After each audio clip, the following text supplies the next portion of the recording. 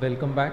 We were discussing previous year's question paper. In this series, we have covered one paper, that is 2013. Now we are moving to the 2014 paper. Again, two videos. The first video is going to cover the section A and the second video is going to cover the section B. In this video, let us focus on the section B, the question and answer part, and in the next video, the section B, the case studies, it is going to be discussed. Let's get into the discussion of this. The first question, there are two sub questions, 1A, 1B. We are taking up 1A. All human beings aspire for happiness. Do you agree? This is the first part of the question, and then comes, what does happiness mean to you? Explain with example. Second, 10-marker question. So you have to bifurcate into two parts. First, you explain this particular statement. Do you agree with that? And then you answer the second part. What exactly happiness means to you? See, if you look at this question, we have not discussed these kind of topics in the theory part. So even if you look after 2017 and 18, the papers, most of the questions are application oriented. See, whatever you learn in ethics classes, those you should use it as a base. Based on that base, you have to develop your understanding. Once you develop your understanding, it would be easier for you to answer these kind of questions. Now let's take up this question. All human beings aspire for happiness. Do you agree? This is the first question. Let's define the happiness. What exactly the happiness is? Happiness is a joy, happiness is fulfillment, happiness is contentment, being content, having that satisfaction. That is happiness. Now the question is, all human beings aspire for happiness. See, let's see this topic from a Western philosophers. If you look at the Western philosophy, whether it is ancient, medieval or the modern, ultimately the ultimate goal of all these philosophy is happiness. Even Aristotle mentioned one particular term, that is eudaimonia.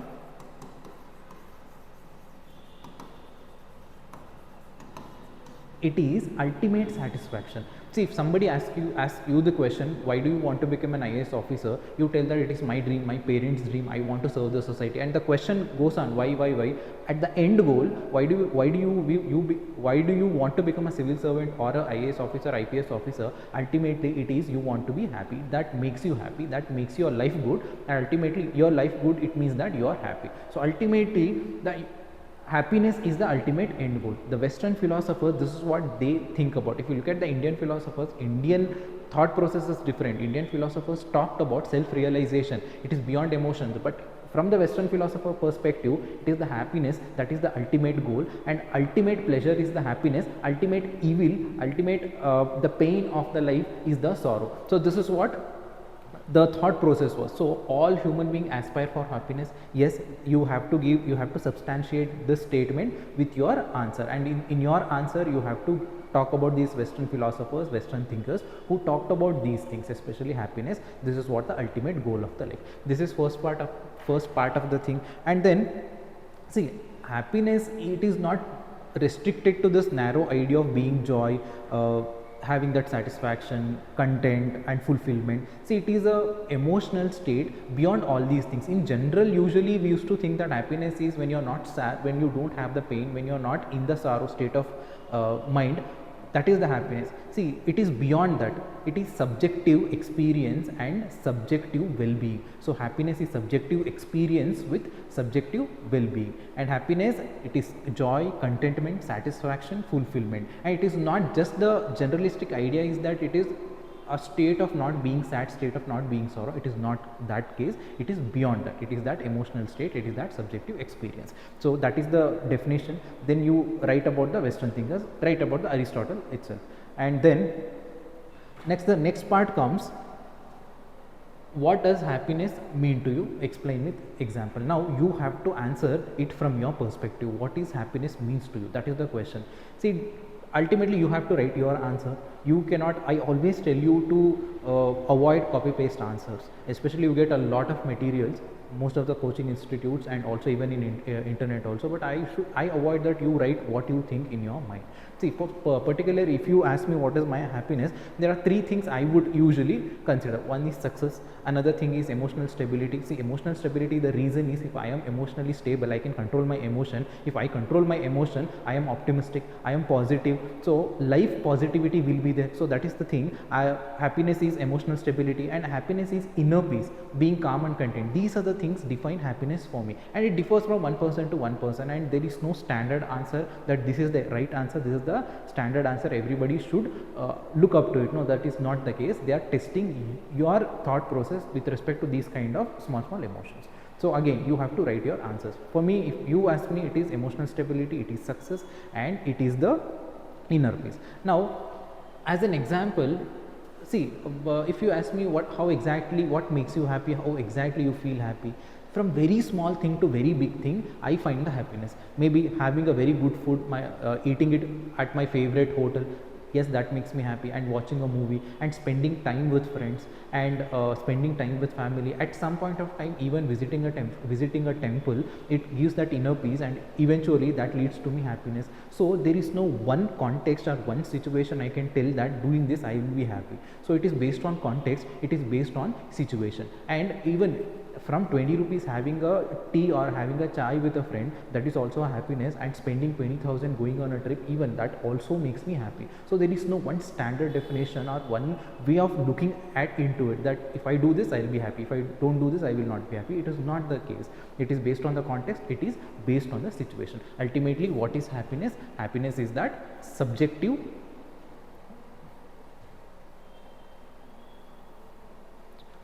happiness is subjective experience that leads to the subjective well-being. So it is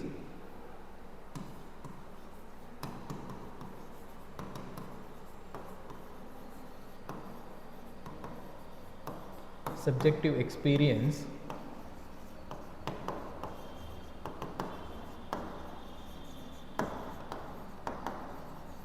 subjective well-being. So vice versa. Subjective well-being eventually lead to subjective experience eventually lead to subjective well-being. And on the whole, what exactly I am going to get out of this happiness? This is positive emotion and positive emotion, or the satisfaction or the fulfillment. Positive emotion, positive feeling, positive thought process. So this is what happiness means to me. First, you have to explain all human beings desire happiness, give that explanation and substantiate your explanation with Western thinkers, and then what exactly happiness means to you, answer that and also give the examples. So I have talked it from my perspective. If in the examination this is what I am going to write, and see, these things are very subjective in nature. These you have to write your own happiness. What is happiness to you? For somebody it is playing games, playing cricket with friends. For somebody it is playing online games. For somebody it is looking a trip, or the vlogging is, see, painting, singing. It depends on person to person. Ultimately it is your subjective experience, and you have to write it on the paper what exactly happiness means to you, right? This is the first question. Let's move to the next one.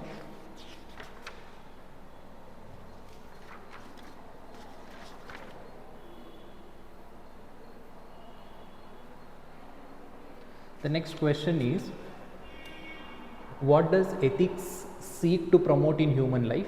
First part of the question, what does ethics seeks to promote in human life, and why is it all the more important in public administration? See, why is it important in human life, ethics, and why is it important in public administration? In a simple way, this is how you have to answer. The first thing, let's focus on the first part. What does ethics seek to promote in human life? See, you have to see this from a two perspective: human life, individual perspective, and the social perspective, and then we'll talk about why is it important in a public administration, right? Now let's see. See, usually start with the definition. I would suggest ethics. Explain the basic definition of ethics, then you answer the question. So ethics, these are the socially accepted norms, socially accepted standards, and these ethics tell you what is good and what is bad, and what is right and what is wrong. Ultimately, ethics guides your actions, ethics guides your decision making. So this is what ethics is. Now the next part of the question. So what ethics seeks to promote in human life? So human life from a two perspective. So individual perspective, I am going to answer. Social perspective, we have to answer. Individual life, how exactly ethics is going to help me. That is the first thing. See, if I have ethics, then my decisions are ethical. So it is going to guide my decision. So whatever the decision I take, it is good, it is right. So at personal level, my decisions are good, my decisions are right. That is one thing. And another thing is, if I have these ethical principles and ethical values, then I make sure that I express socially desirable characters. So I respect other people, and there is a tolerance in me, there is an acceptance, there is a kindness, compassion. These are the values, these are the ethics. I have all these things. These are socially desirable characters. When I express socially desirable characters, other person is also going to express socially desirable characters to me. So there is credibility. They are going to respect me because I am truthful, I am trustworthy. So there is a credibility, society respect me, and at the same time, because of this, I get that confidence. So there is a life positivity, optimism will be there. So these are the outcomes of ethics in human life. This is what ethics is going to promote in human life. I am talking about from an individual perspective, from my perspective, how ethics is going to help me. So it helps.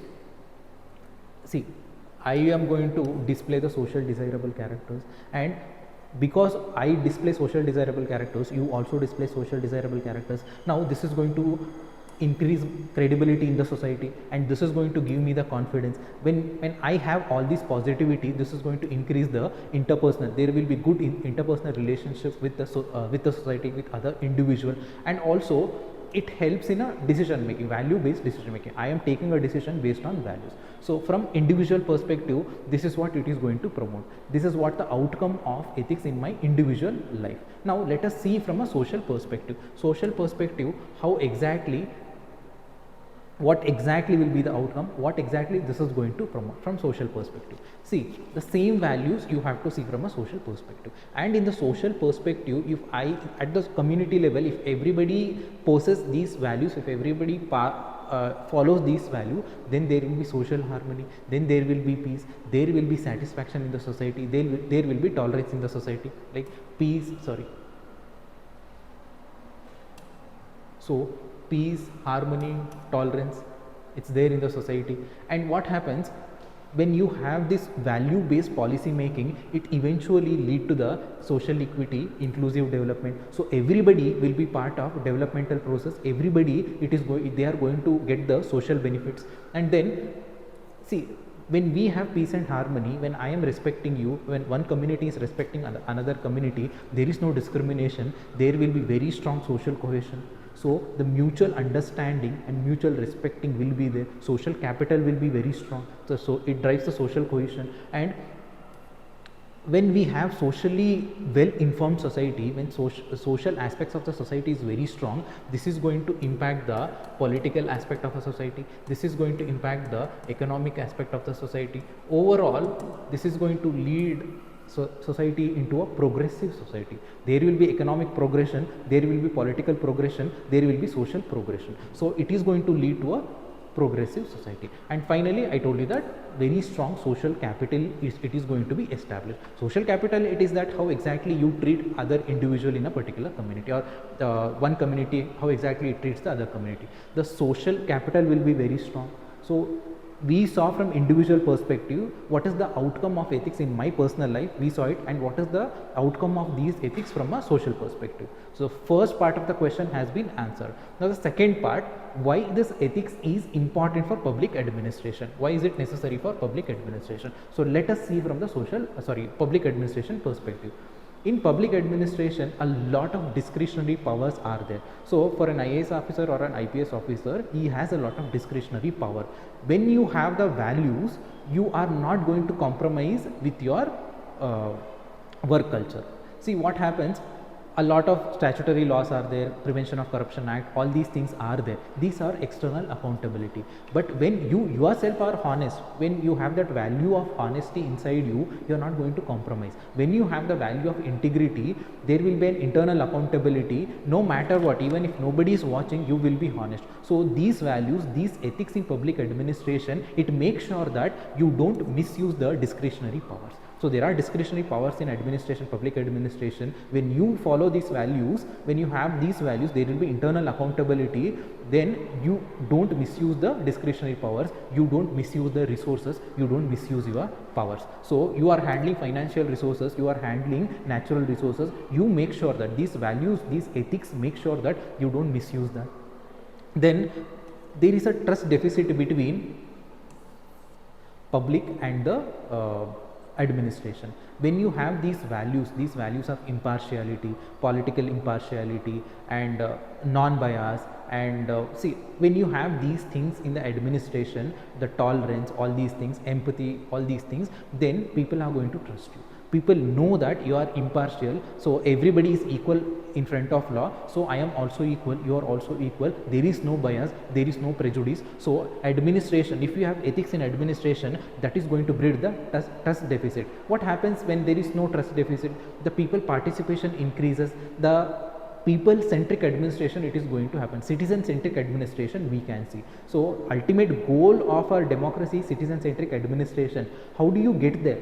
Getting there is the ethics. These values are important. When you have these ethics in public administration, you can bridge, you can eliminate this trust deficit. When you eliminate this trust deficit, ultimately citizen centric administration we can see. And then no matter what, how efficient the administration is, there will be conflict of interest, there will be ethical dilemma. So in order to deal with this conflict of interest and ethical dilemma, you have to have an ethical literacy. You need to understand the value system to deal with these things. So having ethics in public administration, you can deal with conflict of interest, you can deal with ethical dilemma. And finally, see, public administration, it is dynamic in nature. The values keep changing and it is kind of attractive in the society.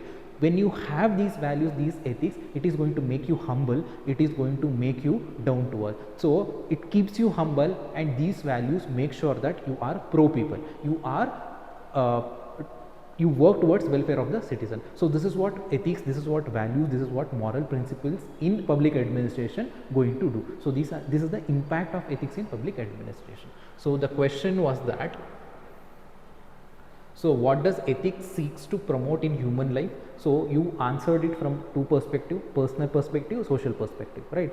Then the next part is, why is it all more important in public administration? Give 4-5 points. I just talked about that also. So 1B, it is also done. Let's go to the next question.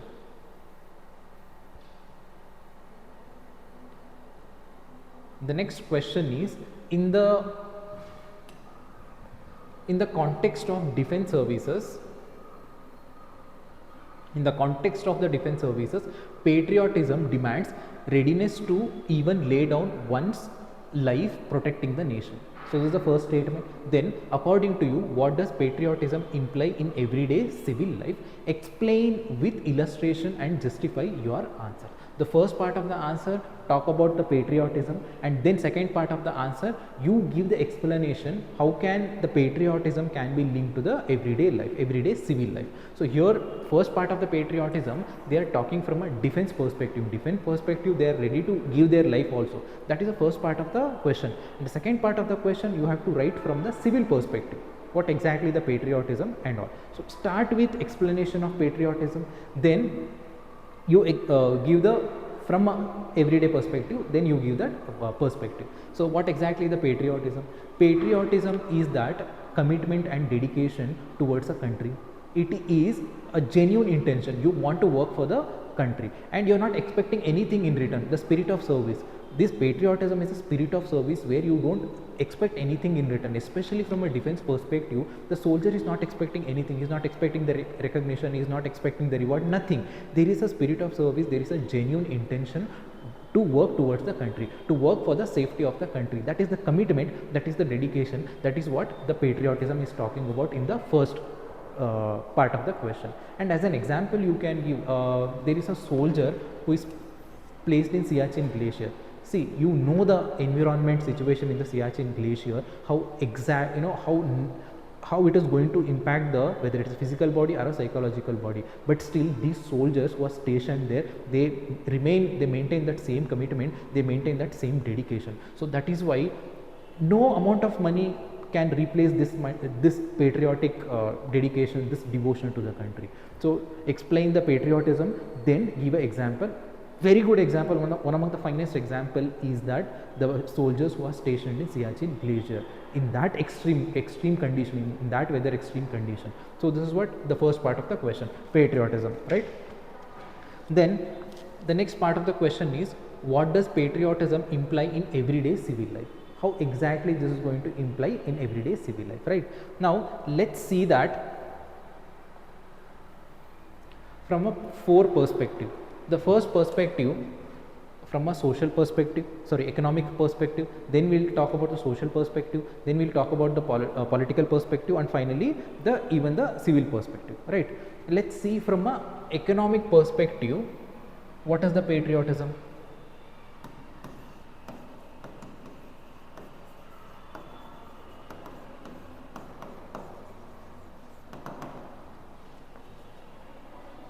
See, patriotism is ultimately you have the devotion towards the country. So what exactly the intention here is? Intention is that you want your country to grow, you want your country to prosper, and you want safety in the country, you want security in the country, the lives of the people, the safety and security in the country. These are the things.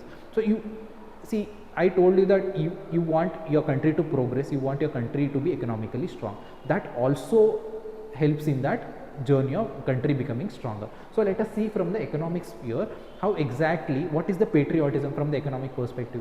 See, I am a citizen of the country, paying my taxes regularly and declaring my assets if I am standing for election. All these things, it matters a lot. This is also a part of patriotism, paying my taxes,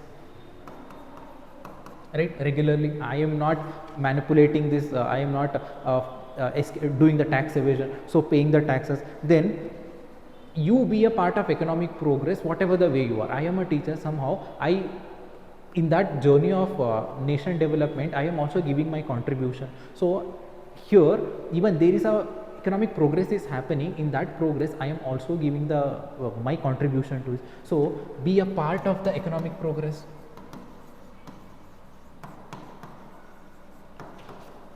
Then be a part of formal economy. Formal economy, avoid black money and all these things. See, being a part of formal economy, contributing to the formal economy, this is also an act of patriotism. So part of formal economy. Now let's see from a social perspective. We saw from a economic sphere. Now let us see the social perspective. From social perspective, if there are social evils in a society, then I have to raise the voice, and I should not support these kind of social evil in a society, whether it is a child marriage, child labor, bonded labor, these kind of things. So I have to raise my voice with respect to social evils. This is also, see, when I raise these my voice against the social evils can be eliminated. When there is a struggle against these social evils, reformation happens, these social evils are eliminated. When social evils are eliminated, it is going to lead to the social equality. Social equality eventually leads to the economic progress. Economic progress, it means that the progress of a nation. So everything is interlinked. From a social perspective, I have to raise my voice against the social evils. Then I talked about social equality. Eventually, this leads to the social equality, and finally, this leads to the peace and harmony. Peace and harmony in a society.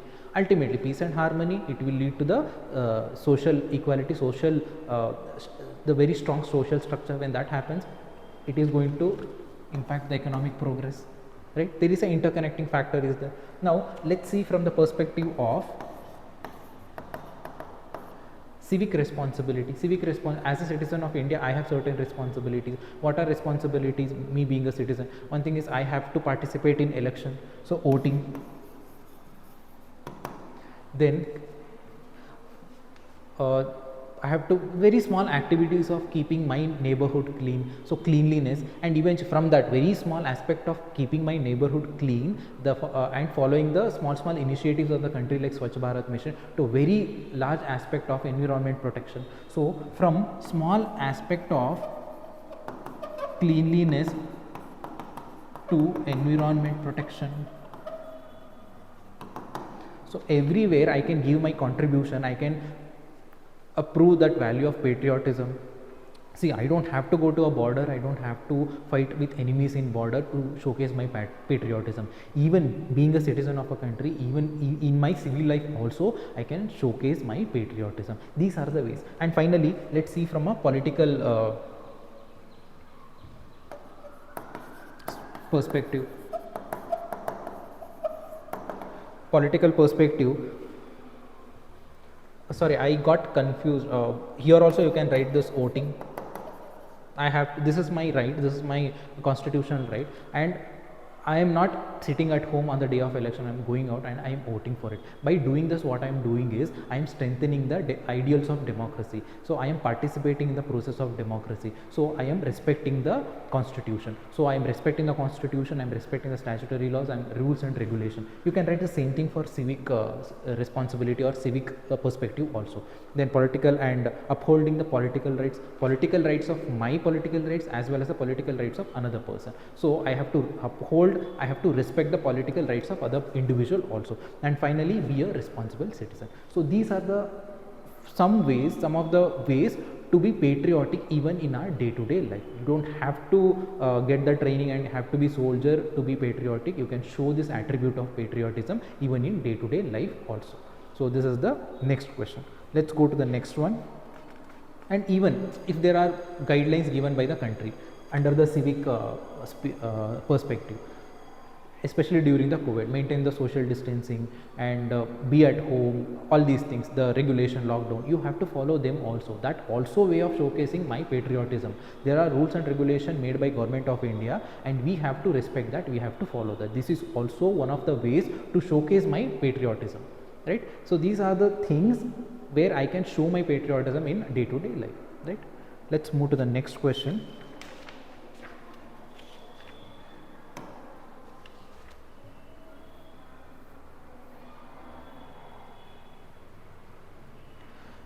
The next question is that what do you understand by probity in public life and what are the difficulties in practicing it in present times? How can these difficulties be overcome? So the first part of the question, three part of the questions here. The first part of the question, what do you understand by probity? So give the basic definition of probity and what are the difficulties in practicing it, what are the difficulties, and finally how can these difficulties can be overcome. See, whatever the difficulties you write, the same solution you write it in the how to overcome these difficulties. 10 marker, 150 words. Ultimately you will get around 7.5 minutes to answer this. So make sure that you always, I would suggest that write it in a bullet points, especially if question is with respect to what are the difficulties, how do you overcome. Use flow charts or bullet points because you don't get much time. You can cover many points with the bullet points and also you can answer all the here there are 3 parts. You can answer all the 3 parts within that 7.5 minutes you get to answer this question, right? So the first part is probity. What exactly probity is? Probity is having that knowledge regarding all these moral principles. You know that there are moral principles, moral value system, and probity is that if I am person with probity, then I have all the information, all the knowledge regarding these moral principles. And not only it is restricted to having the knowledge, but also I implement these things in my personal life, in my public life. So probity is that knowledge plus implementation.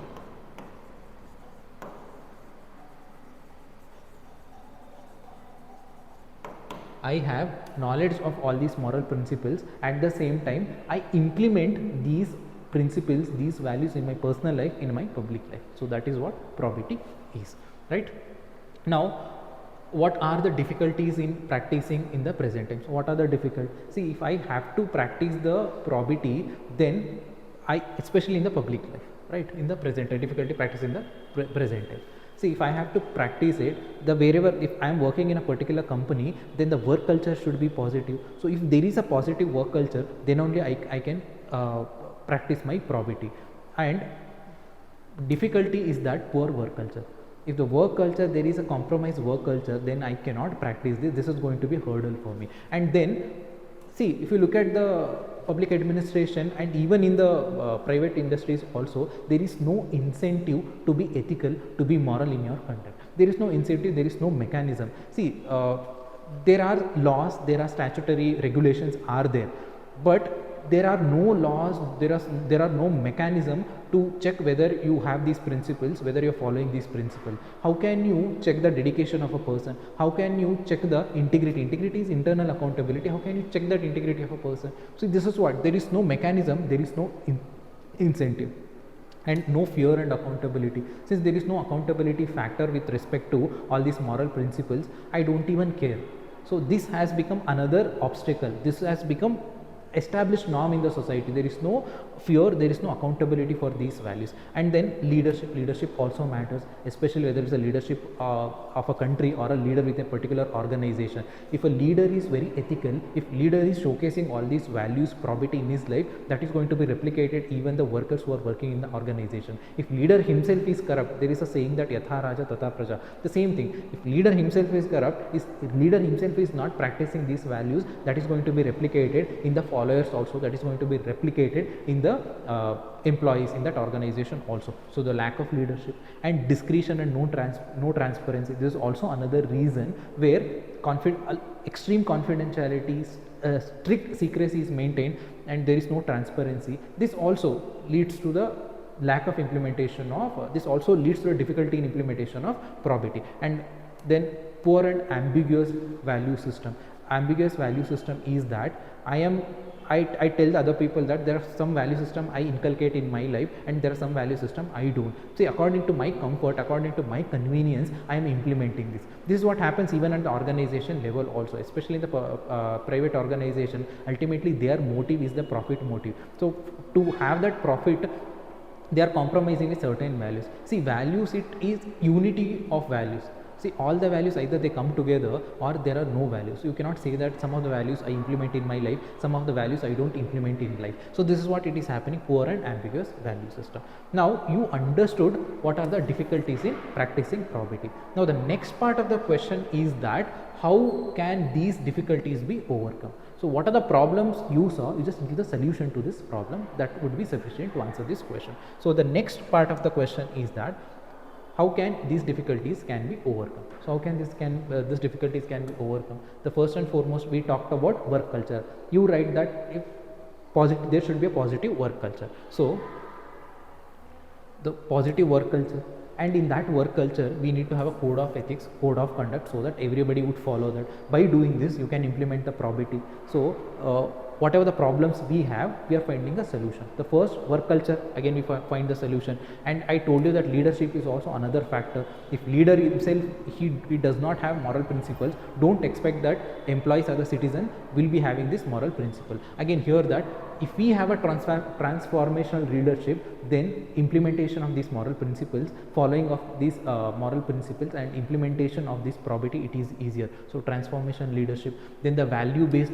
education from the childhood to a training, value based training. So even this value based education, value based training, that also makes you to implement these moral principles. And then good and ethical governance. When the governance itself is the good by the government, even every other factions, whether it's private, whether it's other departments, everybody will look up to it, everybody try to follow this ethical governance, right? Then tolerance, having high level of tolerance and dedication, and developing altruism. Altruism is that genuine intention to help somebody. When we have altruism, ethical literacy, these are all going to help the remove these difficulties in the implementation of probity. And finally, optimistic attitude and high emotional intelligence. High emotional intelligence is also very much important, because you are understanding your emotion and you are understanding emotion of other person also. So high emotional intelligence, see, by understanding this, you will be efficient to understand the social complexity, to address the social complexity, because you will be having better social skills. So better social skills to understand the social complexity. When you understand the social complexity, it would be easier for you to implement the probity or the moral principles. So this is the way you can overcome these difficulties. So the first part is probity, and then the second part is what are the difficulties, and finally the solution. So we covered all the three aspects of this question, right? Let's move to the next topic, next question.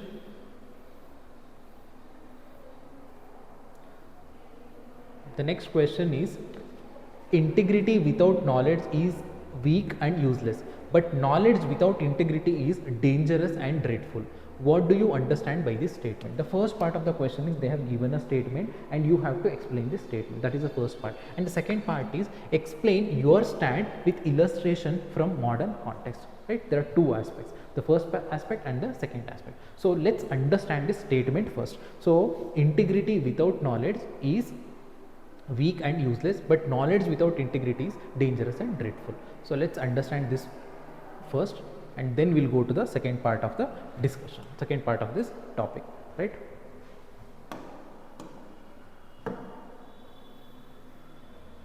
See, what exactly this integrity is? Integrity is being honest, being sincere, and integrity is that it is considered as a value of values. See, integrity is that whatever you think, whatever you talk, or whatever your actions are, there is an integrity. There is, you integrate all the things, so there is an internal accountability and you are honest when nobody is watching. So integrity is, in a simple way, being honest, and this honesty is when nobody is watching and there is an internal accountability. So this is what integrity. Then what is the knowledge? Knowledge, see, knowledge helps you to understand the situation.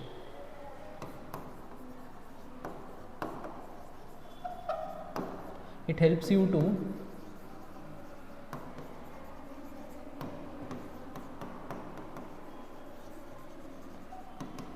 to understand situation. It guides your behavior.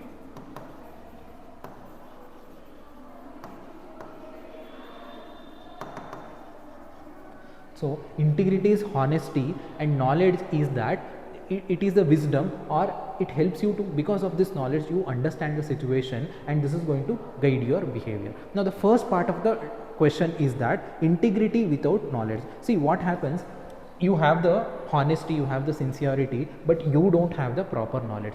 Then what happens, without integrity you just have a knowledge, then you can be manipulated. Your actions can be manipulated. So knowledge without integrity, what happens? Manipulation happens. You can easily manipulate it. At the same time, you have knowledge but no integrity. Then what will be the outcome? Then you are efficient, you have knowledge, you will be efficient, but that efficiency is for you only. This efficiency, it is not going to help any other person. So knowledge without integrity, it means that there is a lack of value system. Eventually you will be having negative values, you will be having negative attributes, and it includes, you will be selfish,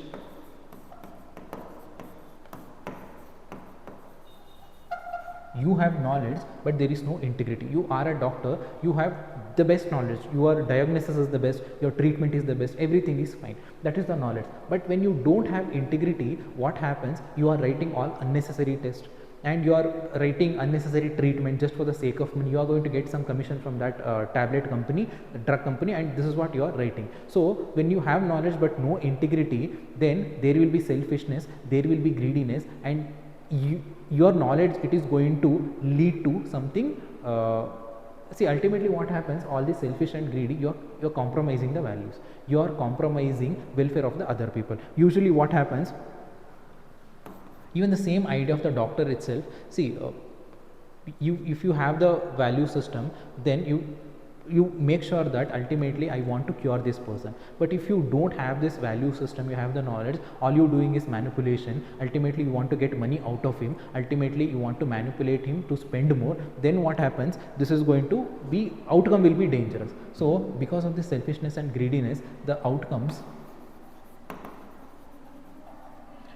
is dangerous. So outcome here, integrity, you have integrity but you don't have knowledge, that outcome is not dangerous, it is just you get manipulated, maybe some loss, but here outcome will be extremely dangerous, outcome will be dreadful, right? The same, another example of nuclear technology. What happens, you are a scientist and you have the very good knowledge but you don't have this value system. Then what happens, nuclear technology, you can use this technology for the cancer treatment, maybe for the gene therapy, all these things. But if you don't have this value system, you can build an atom bomb and more extending, building after building an atom bomb, you can hand it over to the wrong person just for the sake of money or just for the sake of recognition, whatever it is. When you don't have values, you are going to compromise. The same nuclear technology, you can use it to save lives. The same nuclear technology, you can use it to kill the people. So this is what happens when you don't have values, when you don't have integrity along with knowledge. Then all the negative values are selfishness, greedy, manipulation, all these comes, and ultimately outcome will be dangerous. Then let's go to the next part of the this is the basic understanding. Let's go to the explain your stand with illustration. Now see, Gandhiji has told one thing, the knowledge without character. There are 7 deadly sins he talked about. In that, one among the sins is that knowledge without character. See, knowledge is that if you have the knowledge, then use it, that knowledge, for a social benefit. Use it for that knowledge for a better innovative aspects. See, whatever you are innovating, whatever you are developing, whatever your new inventions are, that should help human beings, that should help the social progress. But if you don't have the character, then ultimately the new innovations or the knowledge you have, it is going to benefit you only. You are efficient for yourself, you are not efficient for the society, you are not efficient for the social welfare. The same thing even for the civil servants also.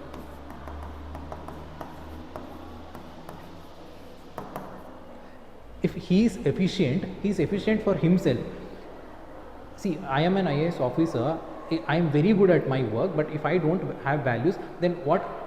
The main focus is that I want to make money, I want the recognition, I want to enjoy the power. So this is what I will be focusing on. Here my efficiency will be personal efficiency, it is not the social efficiency. So this is what happened from a social perspective also. Civil servant, you need to have both integrity as well as the knowledge. Both should go together. So this is what happens.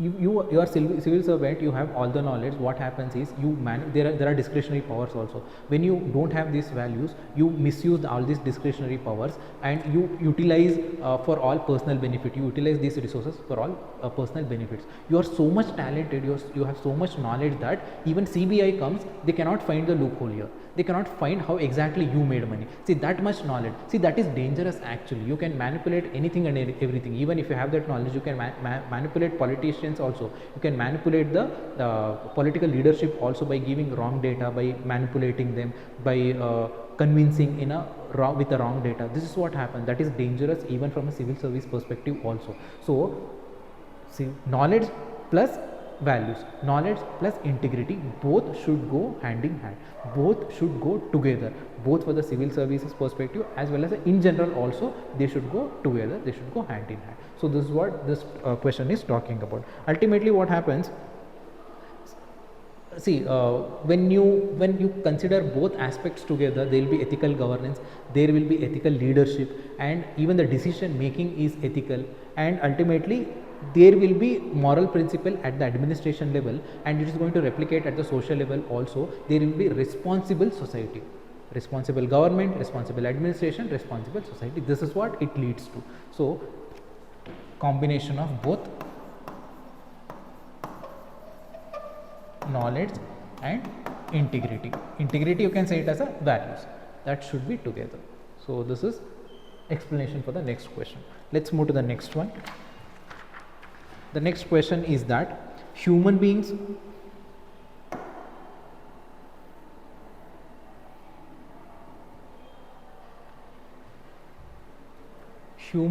should always be treated as ends in themselves and never as merely means. Though give the explanation of first part of the statement and explain the meaning, have to give the explanation, explain the meaning of this and also significance of this statement. So first you understand this statement, then you explain this statement and also write the significance of this statement, and finally give its implication in a modern techno-economic society. In a modern society, the means based decision making, means based mechanism, how it is going to impact the modern techno-economic society. So three perspectives: the basic explanation of the statement, then significance of the statement, and finally how this can be implemented at the present times. So from these three perspectives we have to answer this. So let's talk about the statement first. Human beings should always be treated as ends in themselves and never as merely means. It's a straightforward, this is Kantian philosophy, Immanuel Kant, the deontology philosophy. In the first chapter, when we were having a discussion regarding various approaches in a decision making, normative ethics, we talked about this, and also in the fifth chapter of moral philosophy also we had the discussion, right? So the first, directly this is a Kantian philosophy. The above statement, it summarizes the Kantian philosophy. And here the meaning is that, see, no person should be utilized as a means to achieve something. Individual, the dignity of individual, it is categorical imperative. It is that there is no compromise with the dignity of individual. This is what this particular statement talks about. Every individual, he is end in himself. You should not utilize one person to achieve something else. As a target, you have something to achieve, and in that process of achievement, in that process of the journey, don't utilize any human being as a means to achieve that. So this is what it is talking about here. The one aspect is very important, that is dignity of individual, that is categorical imperative. You cannot compromise with the dignity of individual, that is categorical imperative. So that is what this article is talking about, and this is non-negotiable, this is unconditional. Now let's see the significance part of it. What is the significance of this statement? The significance is that, see, when if I am not using anybody as a means to achieve something, it means that I am respecting every individual being. So following this philosophy or the ideology, this is going to make sure that every individual is respected, right? So it shows respect to every human being. And again, when you focus on means, you're not talking about consequences, you're talking about the means. When you focus on means, you're not compromising with the justice aspect. So justice aspect is not compromised. And another important understanding of Kantian philosophy is there is no wrong way of doing the right thing. So there is no wrong way of doing right thing. It means that it is not going to support any wrong actions, right? And ultimately this is eventually going to lead social justice. It is eventually going to lead the social equity. So it will lead to the social justice and social equity, right? So this is the significance of Kantian philosophy, right? Now let's move to the next part, give its implications in the modern techno-economic society. So let's see how it is going to impact the modern society.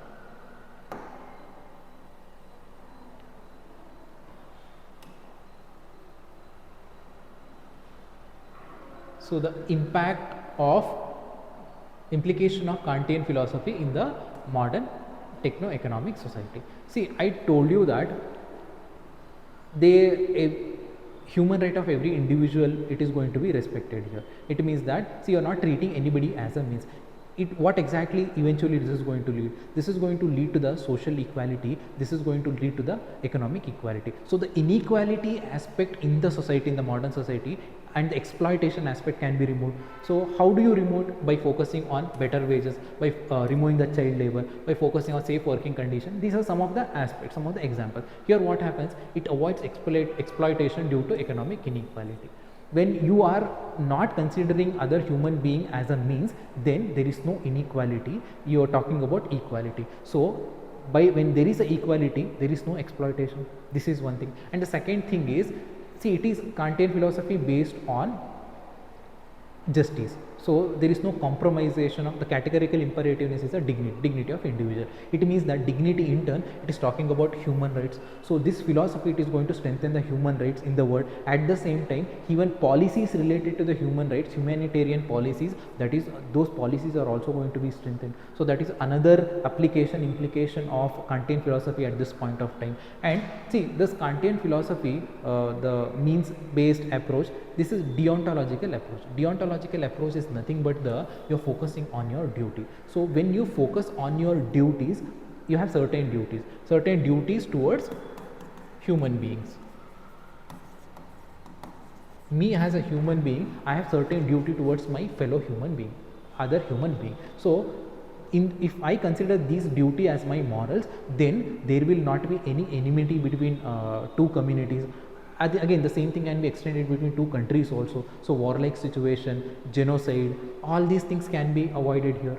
So war, genocide, civil war, these can be avoided here. See, in the second point, when we think about it, humanitarian policy, we can focus on refugee crisis. these kind of refugee crisis, food insecurity, all these things can be eliminated. And in the duty based idea, where I have certain duty towards the other fellow human being, in that duty based idea, the civil wars, warlike situation, genocide, these can be eliminated. And then see, when we talked about exploitation, inequality, we talked about human rights, humanitarian policies, all these things. When we work on all these things, the gap between developing country, developed country, underdeveloped country, that can be reduced. So there is a concept of global north and global south. So the gap between global north and global south, that can be eliminated, because of we are working on inequality aspect, we are working on exploitation aspect, we are working on humanitarian rights aspect, right? And finally, in the modern world, the clinical trials, genetic engineering, drug testing, all these things are happening, and there are blame game, it is going on, and there are accusations also. In these things, human beings are misused, and human beings are used as means to achieve something else. So again, if we focus on Kantian philosophy, we make sure that human beings will not be treated as means. So even for this modern technological aspect also, this application is very important. Application of this Kantian philosophy, it is very important. So these are the implications of Kantian philosophy in modern techno-economic society. Right? This would be sufficient. The first part explain the Kantian philosophy, and then write the significance of philosophy, and finally implication, connect it with the present scenario at the modern technological world. Right? So this would be sufficient for this question. Let's move to the next one.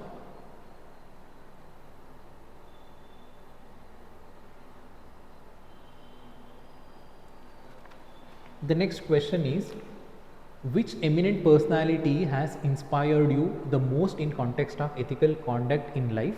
Give the gist of his or her teaching. So which personality has inspired you? Give the teaching of that personality, and then you link it with your present life, giving specific examples. Describe how you have been able to apply these teachings in your own ethical development. So connect. First, write down the teachings of who is your role model, then write down the teachings of that person. Then next, the third aspect is that connect with those teachings with your personal life, that how are you implementing those teachings in your life, what exactly the impact of these teachings in your personal life. This is how you have to answer this. So usually what happens, these kind of questions, when I used to do the paper evaluation, I used to see they used to write Mahatma Gandhi, Vivekananda.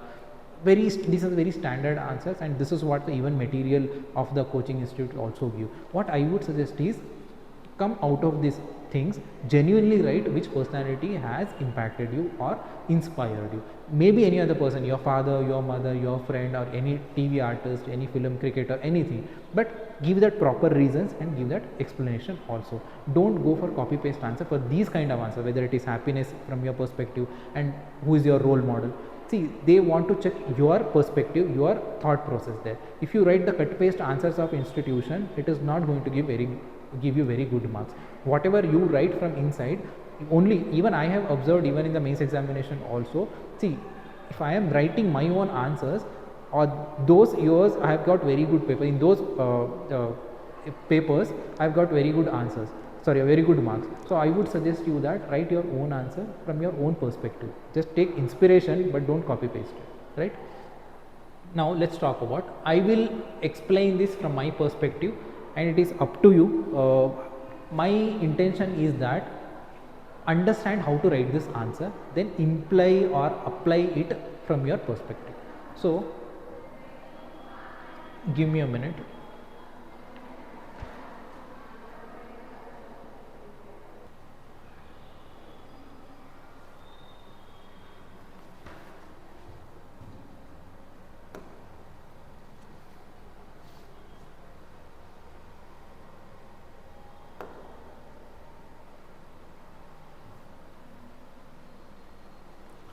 So the eminent personality I am talking about, I am taking here is Salu Marada Timmaka.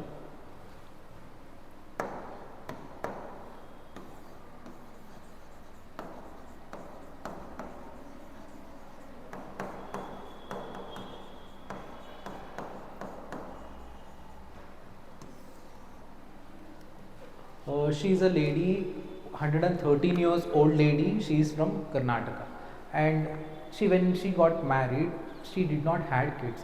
Then husband and wife, they decided that they are going to plant the saplings, and for the stretch of 4 kilometers they have planted around 400 banyan trees, and they not only planted it, and also they took care of all these 400 banyan trees, that too alongside the highway. See, they fenced these saplings, and also they watered it regularly. And right now, after so many years, if you look at it, for 4 kilometers, this almost, it is hundreds of crore worth of property it has been at this point of time. See, now let's talk about Salumartha Timmaka. She has been awarded Padma awards also, and I told you that 113 years old, she is still alive. So she is the inspiration for me. Now let us see the value system I derive, what are her teachings, and then how do I apply these things in my personal life. So let's see this question from two perspectives. First, I am going to talk about these eminent personalities, and we are going to talk about the life lessons, teachings of these eminent personality, and then we'll talk about how do I apply these things, these values in my life, right? So the first, see, I told you the journey. The couple did not had kids. So what they thought is they are going to plant the saplings, the banyan saplings, and they are going to take care of it. See, if you look at the entire act, the couple did not had kids. They had that love, they had that compassion. Now that love and compassion, it is not only restricted to the family members, it is not only restricted to the human beings, it is beyond that. They showed that these emotions, these genuine emotions of love, compassion, kindness, it is beyond that. These are all universal emotions, and it is not only restricted to the human beings, not only restricted to the family members, it is extended to other creations also, it is extended to animals, it is extended to beyond that, beyond animals. Even we have pets, but this love is extended beyond the pets also. It is towards nature, it is towards trees, it is towards the nature's creation. So she gave the new definition for the values of love, compassion, kindness. And there is a discipline also. Every day husband and wife, they took the waters and they watered these plants. It's along 400 plants along 4 kilometer stretch, and watering them regularly, and that too 4 kilometers, that too by foot. It is not a very small task to do. So it is hard work, it is commitment, it is discipline. So the other value system I saw in this particular personality is there is commitment, discipline, and hard work, right? And she is watering the plant, the both couples, they are watering the plants. The another thing is there is an act of selfishness. See, they are not expecting anything in return. They are not even planting these trees, these saplings in their land, they are planting it on the side of highways. So they are not going to get anything in return, but still they are doing it. They are distributing, they are giving their love, they are giving their kindness, they are giving their compassion in a different way. So it is a genuine act of selflessness. They are not expecting anything at that. See, recognition has come after she crossed 70 years of age. Till that there was no recognition, there was no, it's an act of selflessness. So without expecting, she did something to the society, she did something to the environment. So this is an act of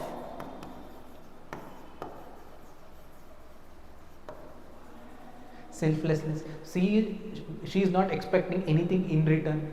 So that is another value system we learn from her. And she is at this point of time, she is around 113 years of age. So 113. And even now, if you look at her interview or the way she talks, a lot of life positivity is there, a lot of enthusiasm is there. Even after crossing 100, after crossing 110, a lot of optimism, positive emotion. See, life positivity will be there. And again, this is another teaching we all should learn, we should inculcate at this point of time. Depression, the temptation from social media, see, a lot of emotional turmoil is going on, and being at that age, see, body is not supporting you, mentally you are not as strong as you were before, but still a lot of optimism, life positiveness, positive emotion. See, these are the things which These are the primary requirement of a human being. When you are emotionally strong, you can handle any consequences in front of you. Even whatever, no matter how difficult the situation is, if you are optimistic, if you have that positive attitude, you can win in the life. So the next values we can learn from her life, we can see inculcate from her life is that life positivity, optimistic,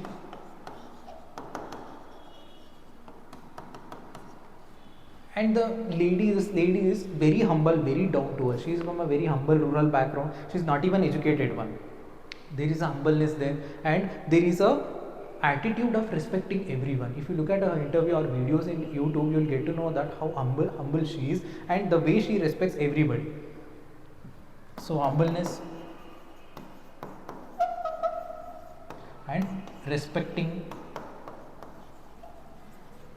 these are some of the characters, some of the values we derive from the life of Salu Marada Timmaka. And another thing we should learn from her is, in the last topic we were talking about patriotism. In that patriotism, question was that patriotism from a civic sense, from a civil life. See, she taught us another thing, that you can be patriotic, you can give your contribution to the country. You don't have to be economically, or you don't have to go to a soldier. This is what we you don't have to go to border and you should become a soldier to prove your patriotism. No, even in the civil life also you can show your patriotism, you can show this particular values or attribute. And she told that by planting this, she enhanced the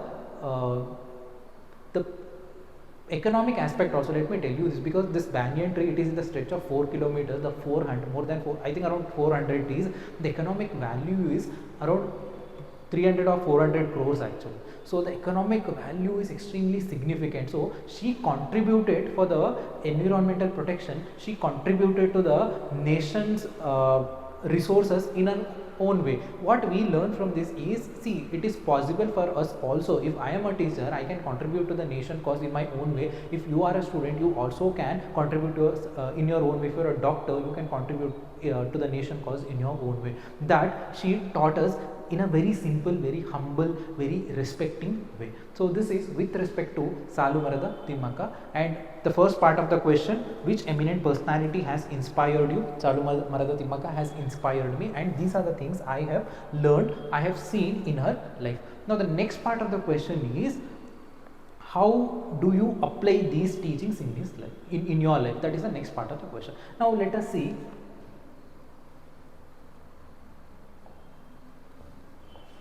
how do I inculcate, or how do I apply these things in my life. The first, when we were discussing the value system, the first value system, the first 3 value system we talked about was love, compassion and kindness, right?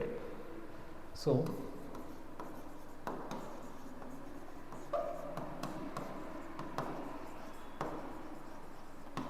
love, compassion and the kindness. See, in my life, I was not very fond of animals. See, now after going through her life journey or the life lesson, I understood that love is not restricted to the family members, it is not restricted to the human beings, it is beyond that.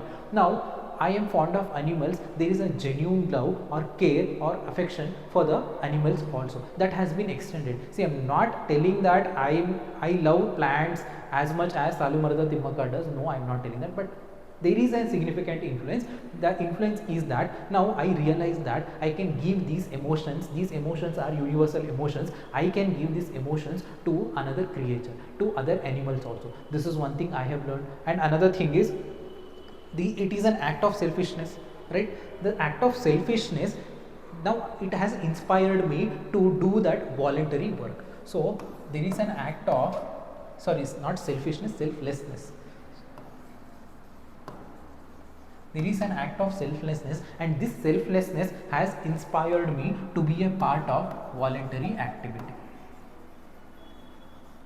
Voluntary activity, if any NGO or civil society organization, if they want some voluntary services, now I am ready to give my voluntary services, because I have learned this from the life lesson of Salu Marada Timmaka. And then I told you that she was very humble and she respects everyone. Even at this point of time, if you look at the video, she always talked in a very soft, she was never rude, and even that has inspired me also. There is no necessity to be rude. So verbally you don't have to be rude to get your things done, or to talk to somebody, or to convince somebody. So the respect, the being humble, this is another, these are some of the features I have learned, I have inculcated in my life also. So her kindness and her humbleness and being respectful, it has inspired me not to be rude verbally.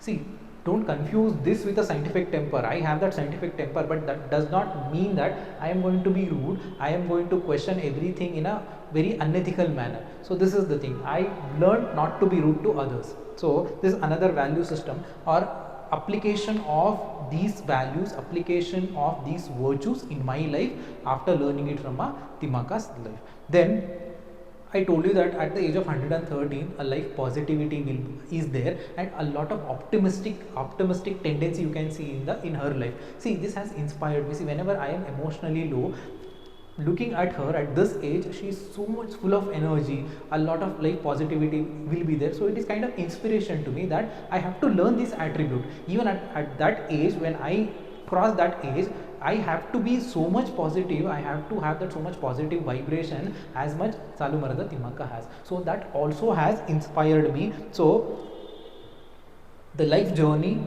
it is an inspiration. Whenever I am emotionally low, her optimism, it inspires me. So optimistic,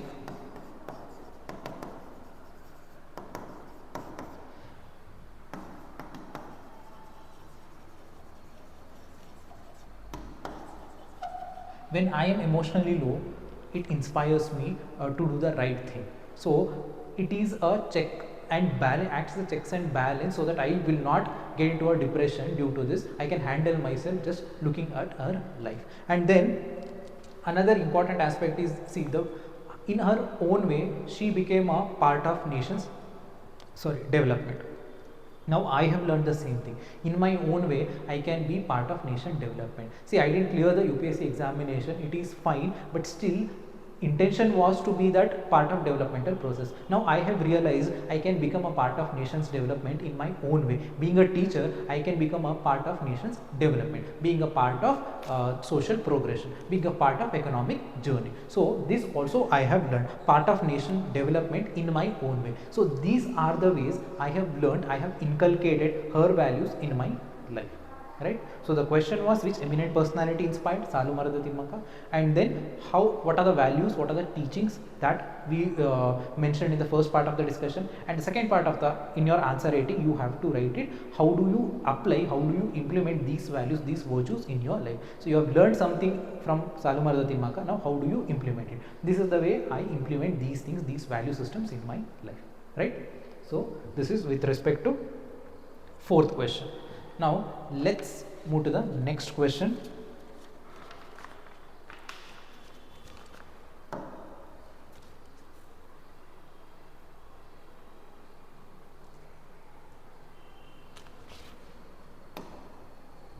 So the next question is, there is a heavy ethical responsibility on public servants because they occupy position of power. There is a heavy ethical responsibility on public servants because they occupy positions of power, handle huge amounts of public funds, and their decisions have wide-ranging impacts on society and environment. This is the first part. And the second part is, what steps have you taken to improve your ethical competence to handle such responsibility? See, let us solve this question in a two perspective. First part we'll talk about it, then we'll take up the second part. Even in the second part also we'll see from a two levels, one is individual level and second one is organization level. So the first part, the question is talking about, there is a ethical responsibility on public servants. I am a public servant, I have some ethical responsibility. Let's talk about this ethical responsibility first, then we'll talk about what are the steps I will implement, I will follow in my life to improve my ethical competence, right? So the first part, ethical responsibility.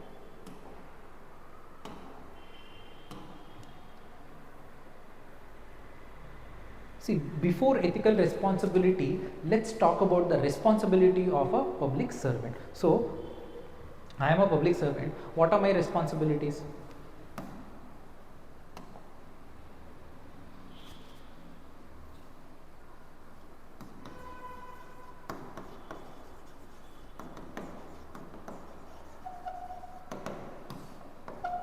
So I am a public servant. Now my responsibilities include enforcing laws,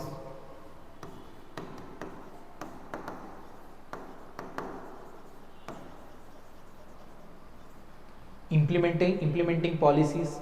See, policy formulation happens at the political executive, political representative. They do the policy formulation, and being a public servant, I do the policy implementation. So policy implementation.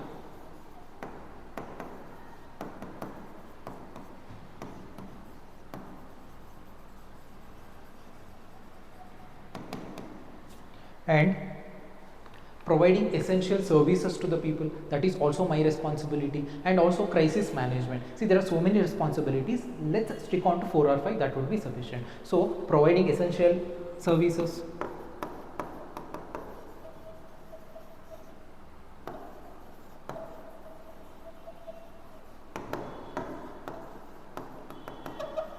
and disaster management, crisis management, that is also my responsibility being a public servant. So crisis management, right? These are my responsibilities. Here question very precisely talk about there is a heavy ethical responsibility on public servants. We talked about responsibilities. Now what are my ethical responsibilities?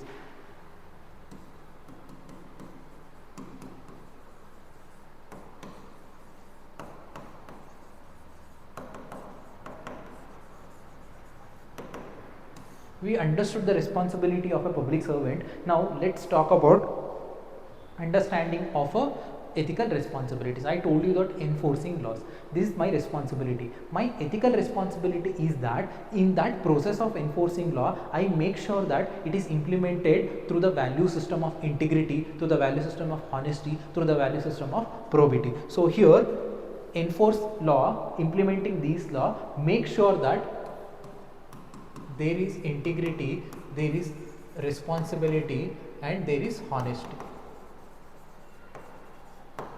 and impartial. There is impartiality. Then my another responsibility is policy implementation. So policy formulation by political executive, and here policy implementation. And this policy implementation, I have to maintain that confidentiality. That is my ethical responsibility. So maintain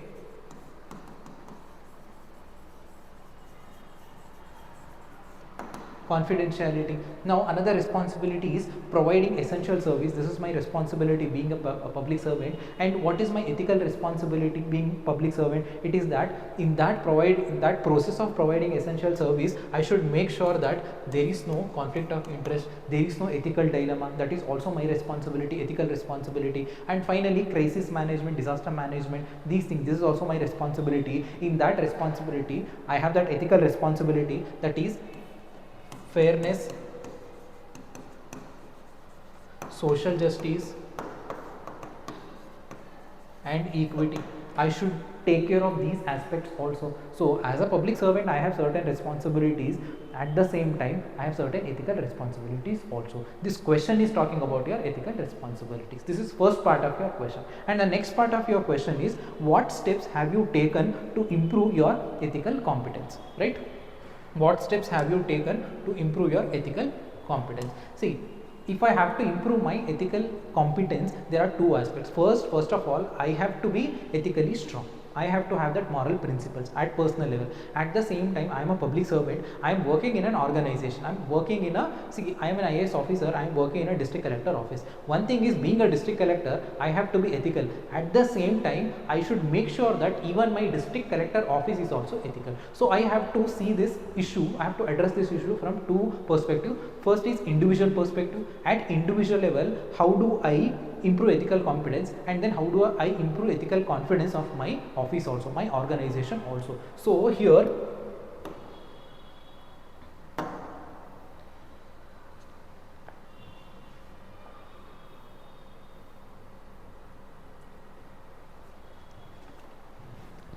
The way to improve ethical competence can be seen from two perspectives. One is individual level and the second one is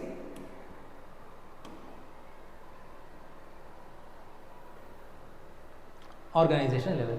Individual level, how do I increase the ethical competence? Self-discipline, sensitive training and education. The sensitive training and education, this is going to inculcate these moral principles, it is going to talk about these values. Even the self-discipline also, when I am disciplined, I am opening myself for the implementation of, for the following of these moral principles. So first and foremost, I have to be self-disciplined to inculcate these ethical values.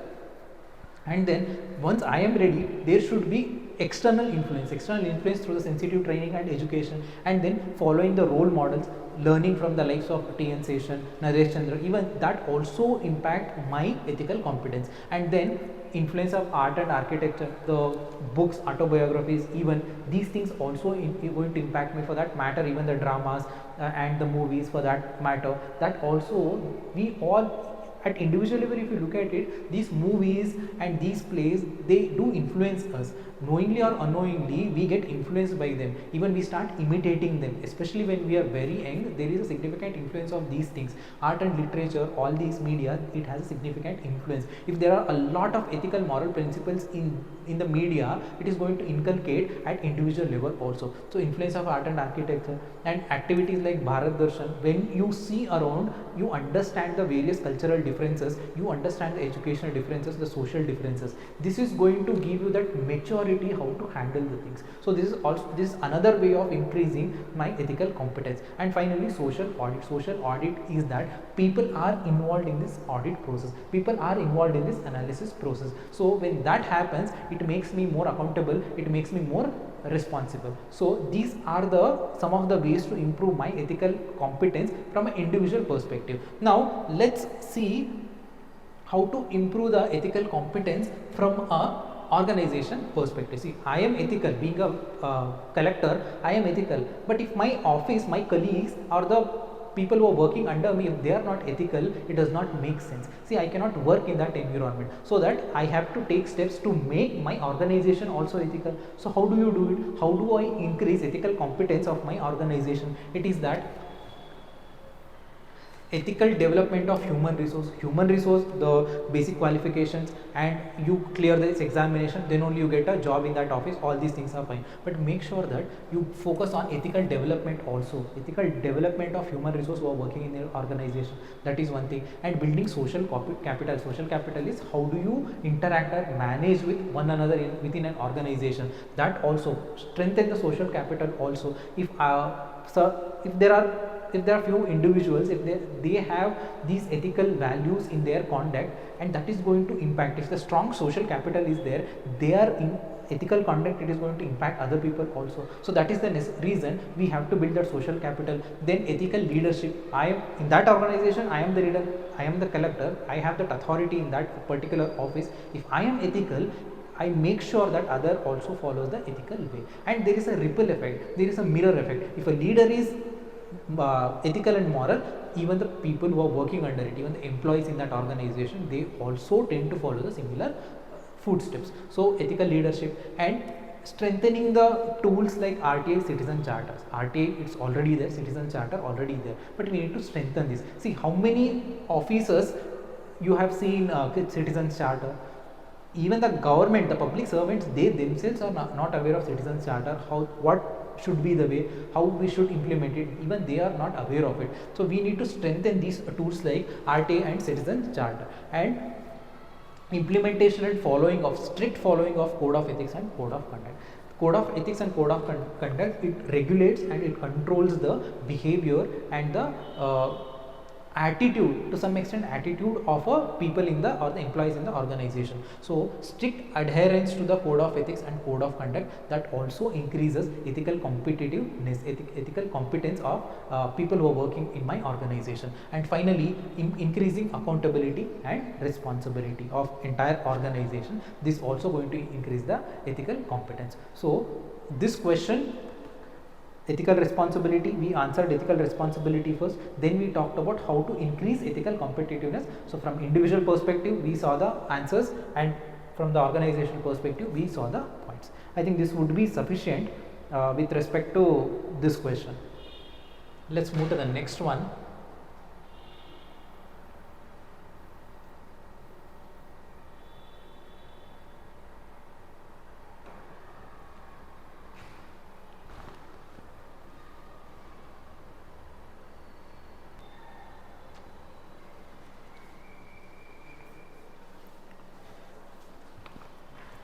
The next question is, the current society is plagued with widespread trust deficit, and what are the consequences of situation for personal well-being and for social well-being, and what can you do at personal level to make yourself trustworthy? There are three parts in that question. The first part, it is talking about trust deficit. So you have to give the definition for trustworthiness, then you connect with the topic of trustworthiness. So at current society there is no trust, so trust deficit is there. Now the next part of the question, what are the consequences of the trust deficit? Answer the consequences of trust deficit. Then what are the consequences on personal level, personal well-being, what are the consequences of trust deficit, that you have to mention, and what are the consequences of trust deficit at the social level, that you have to answer. Then the next part of the question talks about what can you do at the personal level to make yourself trustworthy. So what are the steps you take to make yourself trustworthy, right?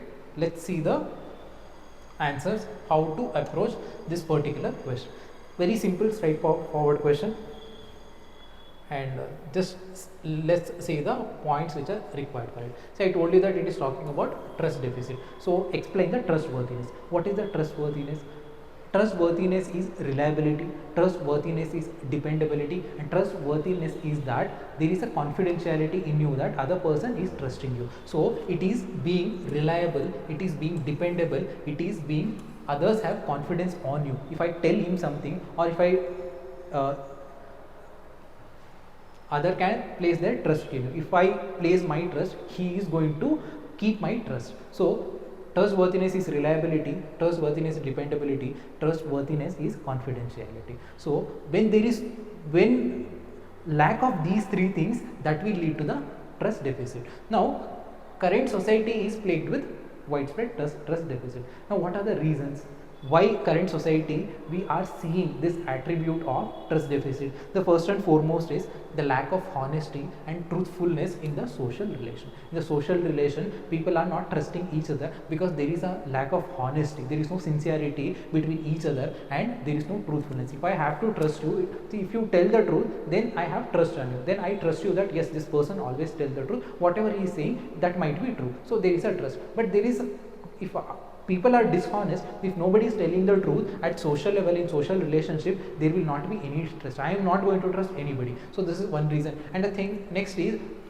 being selfish and being greedy. Greedy is excessive desires. When we have, then also it is going to impact the value system. This is going to impact the trustworthiness also. And then using people as the means. You want to achieve something, there is some consequences. For that, you are using other person as a means to achieve. This is also, when that happens, when people realize that I have been used as a means, he is not going to trust you again. Again, using people as means, this is also another reason where trust deficit is increasing in the society. And then corruption, dishonesty already we have mentioned, corruption and manipulation.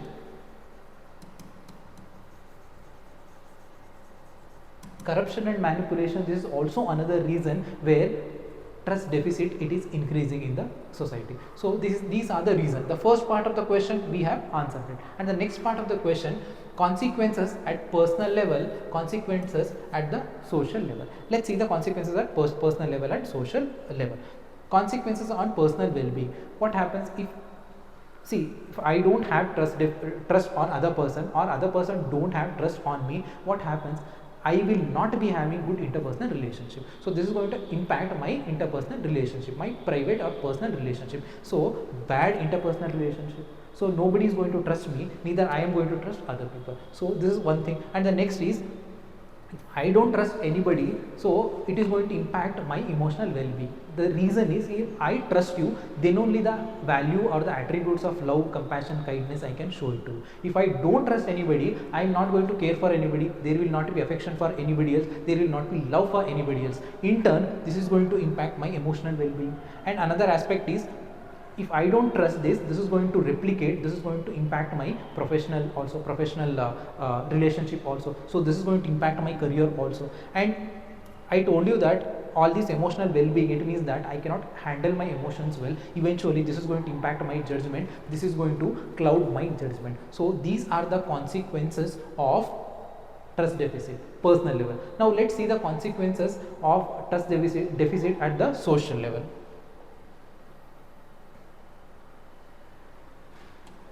At social level, what happens? One community, there is a trust deficit between one community to another community. It means that there is no social harmony, there is no social cohesion. So social capital is very bad. So that is what here it has been mentioned. There is no social cohesion. One community, it has no trust on another community. The gap will be created. Social bonding is going to rupture. So it is going to weaken the social cohesion here, and lack of, eventually this is going to impact the ethical governance, because one thing, there is no trust between two communities, and there is no trust between people to administration also, people to political representatives also. When that happens, there will be lack of ethical governance. See, now I have that emotional apathy towards administration. I don't even care whatever they do. I mind my own business. At that time, what happens? Even administration also develop the similar tendency. Then there is a lack of ethical governance and lack of altruism in a society. See, at individual level, if I don't have that trust, then the attributes of love, care, compassion, I am not going to develop. At the similar thing, at the social level, there is no trust, there is a lot of trust deficit, then there will not be any altruistic tendency, altruistic initiatives in the society. This is another consequences at the social level. And finally, we have it is going to break down the social institutions, and it is going to break down the social norm, the existing social norms of the society. So these are the consequences of society if there is a trust deficit, right? So we have addressed these things, and the next part of the question, it is dealing with what can you do at personal level to make yourself trustworthy. So how do I make myself trustworthy? The first thing is, the basic thing is that I have to be honest, I have to be truthful. If I have these values, then people automatically they are going to trust me. Now I make sure that I develop these values of honesty, these values of integrity in my life, both my personal life as well as my professional life, both my private and public life. When this happens, the trust increases. People know that this person is truthful, this person is honest, then the trust increases. So I inculcate these value system. This is my first step. And then I respect confidentiality and maintain truthfulness. If I am truthful, people trust me, people rely on my words, people follow my words. So I have to be truthful, I have to maintain that truthfulness, and I have to maintain that confidentiality. This is the second step. And the third step is, I maintain tolerance and acceptance. Acceptance and tolerance of what? Minor imperfections. See, usually what happens, if you are getting angry with small mistakes your friends done, if you are getting angry with small mistakes your family is doing, then the relationship is not going to build, relationship is going to get weaker and weaker. So in order to have a strong relationship or trustworthiness between two individuals, then you have to ignore the small imperfection. You have to accept it. You are my friend, I am not only accepting all the positives. Yes, you have positives, I admire it, I respect it, but at the same time, it is my moral duty to accept its imperfections also. If there are very minor imperfections, there is no big deal, I can accept it. So that is another way of making myself trustworthy. Now my friend is convinced that yes, this person is trustworthy, is accepting my minor mistakes also. So the bond, the trust that develops. And the next step is that I will be responsible, accountable for my conduct. So I take responsibility and I am answerable for my conduct. This also makes that other person can trust me. The trust deficit at the personal level can be reduced. And next, the fifth one is that emotionally intelligence. If I am emotionally intelligent, I can understand your emotions, I can convey what exactly has to be done, I can handle the social complexity. If that happens, that also makes me trustworthy. If I am understanding your emotions, I am empathetic to you, and I am behaving according to that particular situation. So because of my emotional intelligence, I am handling the situation well. Because of that, I am trustworthy, I have been accepted by other people, and there is a trust factor that develops. So this is another way to develop trustworthiness at the personal level. So these are the answers. So question talked about trust deficit, we started with definition of trustworthiness, then we saw the consequences at personal level, social level, and finally at personal level, what are the steps you take to make yourself trustworthy. right? So we have covered this question in detail. Now let's move to the next question, 5b. Question is that it is often said that poverty leads to the corruption. However, there is no dearth of instances where affluent and powerful people indulge in corruption in a big way. What are the basic causes of corruption among people? Support your answers with example. Very simple question. The first part of the question, it is a one general statement. Statement is that poverty is related to the corruption. If a person is poor, if there is a poverty, then he is going to involve in the activity of corruption. So this is what. So this is the statement. Now, do you agree with that? That is first statement. And the second statement is that second part of the question is what are the causes of corruption among the people? You have to give the causes and you have to substantiate with proper example. This is the question. Straightforward question, simple question, right? Now let's answer this question. So first we are talking about corruption. Now give the definition of corruption. What is corruption? See, professionally I am at some work and I am misusing my professional work for the personal gain. This is the corruption. Corruption is misusing professional position to the personal gain, right? This is the corruption here. Now the question is talking about poverty that is going to lead to the corruption. See, this is very generalization of thing. There is no proof or there is no substantiate evidence to support this argument. There is very generalistic tendency. It means that if you are poor, you want money, you want to have a better lifestyle. In order to have a better lifestyle, you involve in corrupt related activities. To make money, you involve in corrupt related activities. Actually, this is not true. Initially, they used to tell this to the government employees that salary is very less, police get very less salary, IAS officers get very less salary. Because of that, they involve in corrupt related activities. But things are not same. See, now the 6th pay commission, now the 7th pay commission is coming on. Salary is very good, but even after the very good salary, better salary, they are still involved in corrupt related activities. So the statement does not hold good, and also there is no evidence that says that poverty leads to the corruption. This is very generalistic understanding of this concept. And another thing is, you might have seen in the social media also, so many people, they leave things in the cabs, they leave their expensive mobile phone and all these watches or all these things in the wallets in the auto, and auto drivers, they find out the person, they find out the address, and they have handed over these things. See, auto wallahs, they are not financially very strong. Even though they know that this is wrong to keep these things, they find the person, who that person is, and they have given this, they have written these things. So there are n number of examples are there in front of us. So we cannot say that poverty leads to the corruption. This is not true, the generalization. And if you look at the big scams around the world, the wealthy people, they are involved in it. Big industrialists are involved in it, and the well-known politicians are involved in it. Even the influential personalities, they are involved in it. It clearly says that the concept, the generalized understanding of poverty leads to corruption, this is not true. There is no evidence. Of course, in reverse, the big scams are done by wealthy people itself. So the first part of the question you have answered. So you have given the answer to this. Now, what are the basics causes of corruption among the people? Now you give the causes. Actually, since this is ethics question, see, if the same question asked in a paper 3, your approach would have been different, but here you have to answer it from an ethics perspective. So let's add the ethical concepts in your causes, in your answers. Now, what are the basic causes of corruption? Now we understood that it is not the poverty. Then what is the basic cause? Cause is the greed. Cause is the lack of morals. Right? Now let's focus on this aspect. So what are the causes? The basic causes of corruption. The first and foremost is lack of integrity, lack of honesty, lack of probity. See, lack of integrity is that I am honest when nobody is watching. See, there is an internal accountability. I don't need external vigilance to avoid these kind of corrupt, dishonest activity.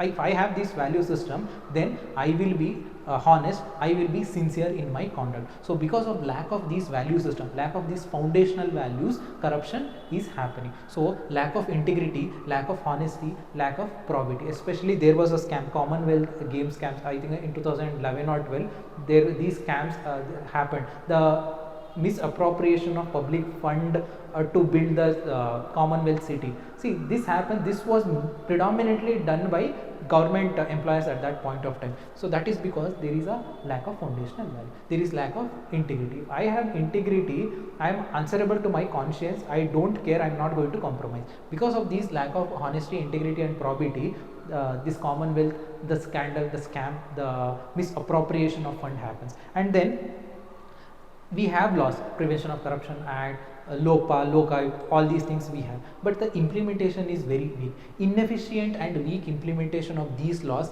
And there are vigilance bodies also, CVC, CBI, all these bodies also. Even the significant power has not been given because there is a political control is there, political influence is there, there is no impartiality, the factor of partiality is there. Because of these things also, the corruption, it is thriving in the country. And one of the very important report is Santhanam committee report.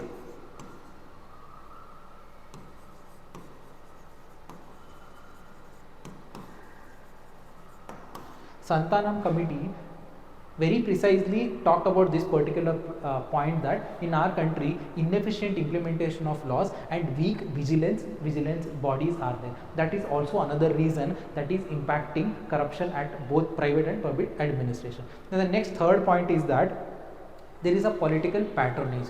Patronage is that, see, there are so many chit fund schemes, there were so many pyramid these schemes were, we have seen these kind of schemes time and again. Sahara scheme, there was Sharda scheme, chit fund scheme, there were, we have seen these kind of schemes.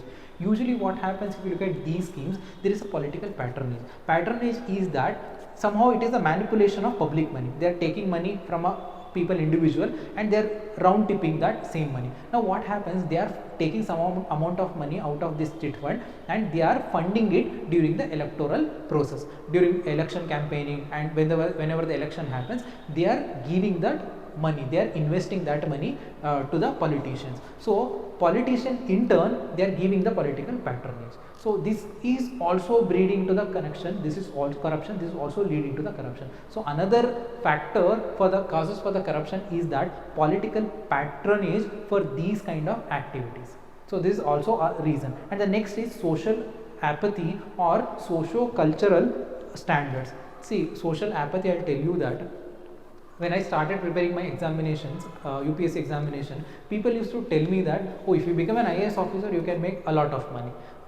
So many people used to tell me the same thing, and very few, maybe 1 or 2 persons, they have told that if you become an IAS officer or IPS officer, you can help people, you can serve the society. I've heard this hardly from 1 or 2 people, most probably more than hundreds, even including my friends who are preparing for civil services. The one common thing is that if I become IAS officer, I will be corrupt, I will make money. Somehow it shows that there is a social apathy. People know that this person wants to become an IAS officer because of money. This is what the thought process is. See, that is also another reason for the corruption. At social level, nobody thinks corruption is something wrong. See, killing somebody, torturing somebody, that is considered as wrong, legally wrong, ethically wrong. But corruption, it is never considered ethically wrong. As long as you don't get caught, you are right, you are making money. They know that you are building your house with a corrupt money, but still you are accepted, you are respected in the society. Because of this social cultural standards, social apathy, this is also leading to the corruption. Another example is that there was very famous politician, the politician was arrested for corruption charges, but under the Representation of People Act, the person is not supposed to contest election for 4 years, whatever the period, the punishment plus 4 years. Now what happened? The by-election happened. In that by-election, there was a proxy candidate of this person only who has been convicted. So in the election, proxy candidate won with a very big margin. This clearly shows that there is a social acceptance with respect to corruption. There is a social apathy. People know that he has been convicted by court of law because of corruption. Now people are voting for his supporter only, for his proxy candidate only. This clearly shows that there is a socio-cultural support, social apathy towards the corruption. That is also another cause. And then we have a lack of accountability, transparency and responsibility both in private and public institution. This also is another factor where I am not answerable to my actions to anybody, and I am not responsible to my actions, and there is no transparency, then nobody is going to ask me questions and I have my discretion. So this also leads to the corruption, right? And then See, the 2G scams happened. 2G scam, that spectrum scam happened because of this only. System was made in such a manner that there was a lot of secrecy was going on. There was no transparency, there was no accountability, and there was no responsibility. And finally, there is no incentives in the administration, in the establishment, to support ethical behavior. This is also a reason you have to celebrate personalities who are efficient, who are honest, who are non-corrupt. But in turn, what is happening is, if somebody is honest in the administration, he is going to be transferred 50 times in his entire journey. So even after the retirement, he is going to be punished in some or other way. If you are dishonest, even after retirement, you are going to become some head of some organization, head of or you will be governor of some state. This is what going to happen. Being honest, it is a disincentive in our administration. So these are the causes of corruption, especially from India's perspective, causes of corruption, and we talked about examples also. So support your answers with example. What are the basic causes of corruption? We discussed that aspect also, right? So we are done with it. And finally, what is the conclusion? Conclusion is that there should be political leadership, there should be administrative leadership. Political leadership is MLAs, MPs, ministers. Administrative leaderships are the civil servants. It has to start from them. So they have to actively inculcate this value system, foundational values, and value based education should be there at the ground level, at the base level, and there should be morals and there should be ethical governance at the social level.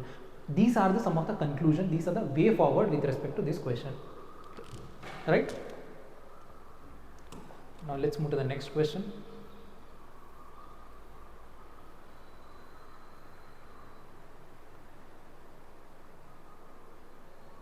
Now the next question is, what factors affect the formation of person's attitude towards social problem? The first part. Second part is, in our society, contrasting attitudes are prevalent about many social problems. What contrasting attitudes do you notice about the caste system, right? That first we are talking about what is going to influence the attitude. That is, second thing is contrasting attitude, especially from the perspective of caste system. You have to write why the contrasting attitude it is existing, that you have to answer. So what contrasting attitudes we see, what are the contrasting attitudes we see, and how do you explain the existence? So the reasons for existence, that also you have to answer. From a three perspective you have to answer. First, attitude formation, then what are the contrasting attitudes you see with respect to caste system, and finally why do they exist? Three perspective. Let's get into the discussion. The first, attitude, the basics. What factors affect the formation of person's attitude? Attitude is the favor or disfavor, or liking or disliking. It may be towards a person, it may be towards an object, it may be towards an idea, it may be towards a place, etc. So this is attitude. Now what are the factors influence the person's attitude? What are the factors that is going to influence my attitude? First and foremost, my cognitions, my beliefs, and my value system. This is the primary factor that is going to impact my attitude. And then that's first, and then I spend most of my time with my family. So whatever my family says, that is also going to impact me. The concept of classical conditioning, so I am going to impact by that also. So my family. And the next thing is education. After family, most of the time I spend in the schools, colleges. So my education system and my teacher, my education institutions, that is going to impact my attitude formation, right? Then next is society. Society, the religion I follow, the custom tradition I follow, that is going to impact me. And the leadership, the social leadership, political leadership, whatever the value system, their value system, that is going to impact me. And the economic situation, whether it is communist country, capitalist country, that is also going to impact my attitude. These are the reasons, economic structure and policies, these are the reasons that is going to impact my attitude. So this influences my attitude formation in my life. This is first part of the question. The next part of the question, in your society, the contrasting attitude that there is one single matter, one set of people they have similar thought process, another set of people they have similar opposing thought process. The contrasting attitude, here very precisely they are talking about caste system. So what are the contrasting attitudes you see with respect to caste system? Let's answer this particular part. So contrasting attitude are prevalent about the, what are the contrasting attitude? The first attitude is that, let me write it down now.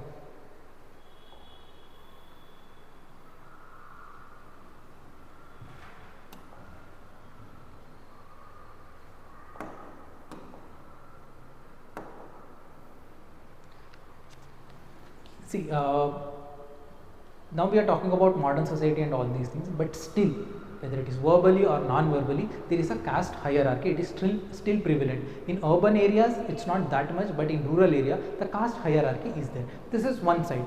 But another side, we are talking about reservation. Reservation is supporting the weaker sections, especially socially, economically weaker caste, weaker group of people. They are going to be supported with affirmative action. This affirmative action is reservation. So one side there is a caste hierarchy,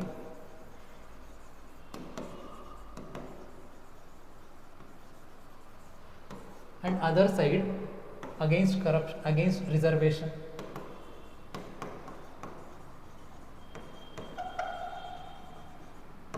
See, one side I am very proud, I have that pride with respect to my caste. I support this caste hierarchy. Even there is even non-verbal support is also a support.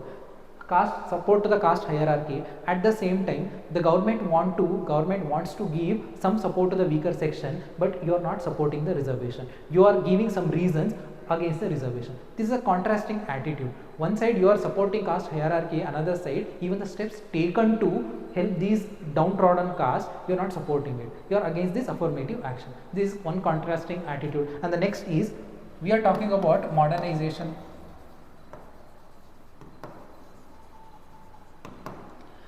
India is moving, the modernization, it is happening, all these things we are talking about, modernization, the globalization, liberalization, all these things. But another side, we are still following that caste based endogamy.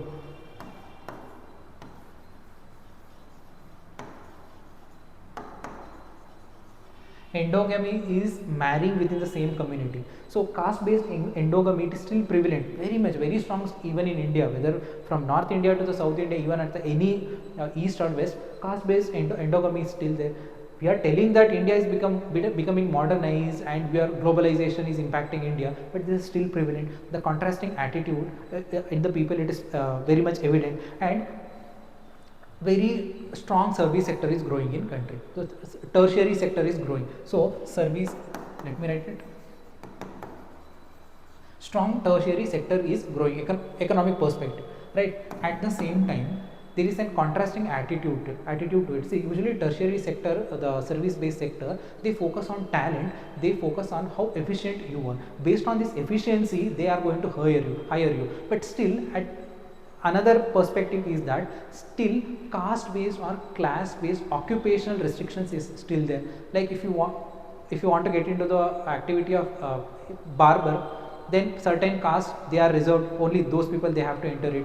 And for safai karmacharis, only certain section of people or people belong to this particular caste, they are allowed to do it. See, these kind of things are there. Still caste based restrictions with respect to employment, this is very much caste based occupation.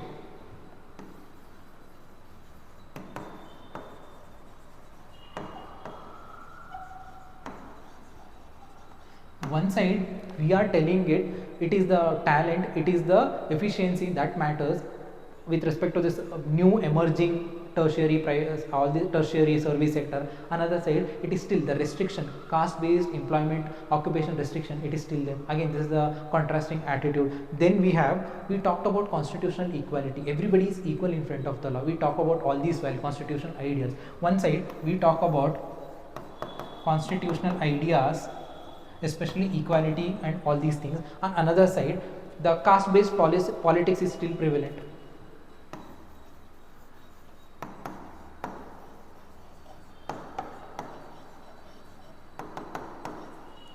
All the parties are doing it, caste based politics, religion based politics, it's very much prevalent there. So these are the contrasting attitudes. One side we are talking about something, another side for the same issue we are taking an exact opposite stand. So these are prevalent in our society. And if I have to give an example, Keshav Chandra Sen, he was a part of Brahmo Samaj at that point of time. The Brahmo Samaj, it was working against child marriage and all these things, sati, child marriage, all these things. But what Mr. Keshav Chandra Sen, what he did is, you might have read it in history also, he married his own daughter, a child marriage. So people are not happy. Again, this is a contrasting attitude. You are preaching everybody not to go for child marriage, but what you are doing is in your house only you are supporting the child marriage. See, these are the contrasting attitude, and we are talking about contrasting attitude with respect to the caste system. Right, this is one aspect. The next aspect is that now, how do you explain this contrasting attitude? Why do you think these are prevalent in our society? That is the next part of the question. How do you explain the existence of these contrasting attitudes? How do you explain it? So here,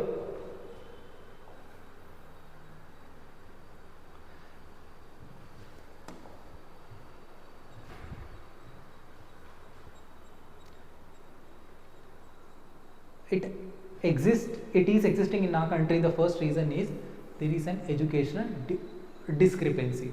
The educational difference is there. One geographical location, educationally they are very strong. At the same time, if you look at another geographical location, it is not very strong educationally, and even cultural difference are there. Because of this, we are seeing the contrasting norms. See, take an example of rural area and urban area only. And urban area, the caste based discrimination is extremely low, but at the same time if you look at the village setup, it is high, because there is a cultural difference, there is an educational difference. Because of this also, it is leading to the contrasting attributes, contrasting value system in our country. And then socio-economic inequality, this is also a reason. The social inequality, economic inequality, this is also a reason.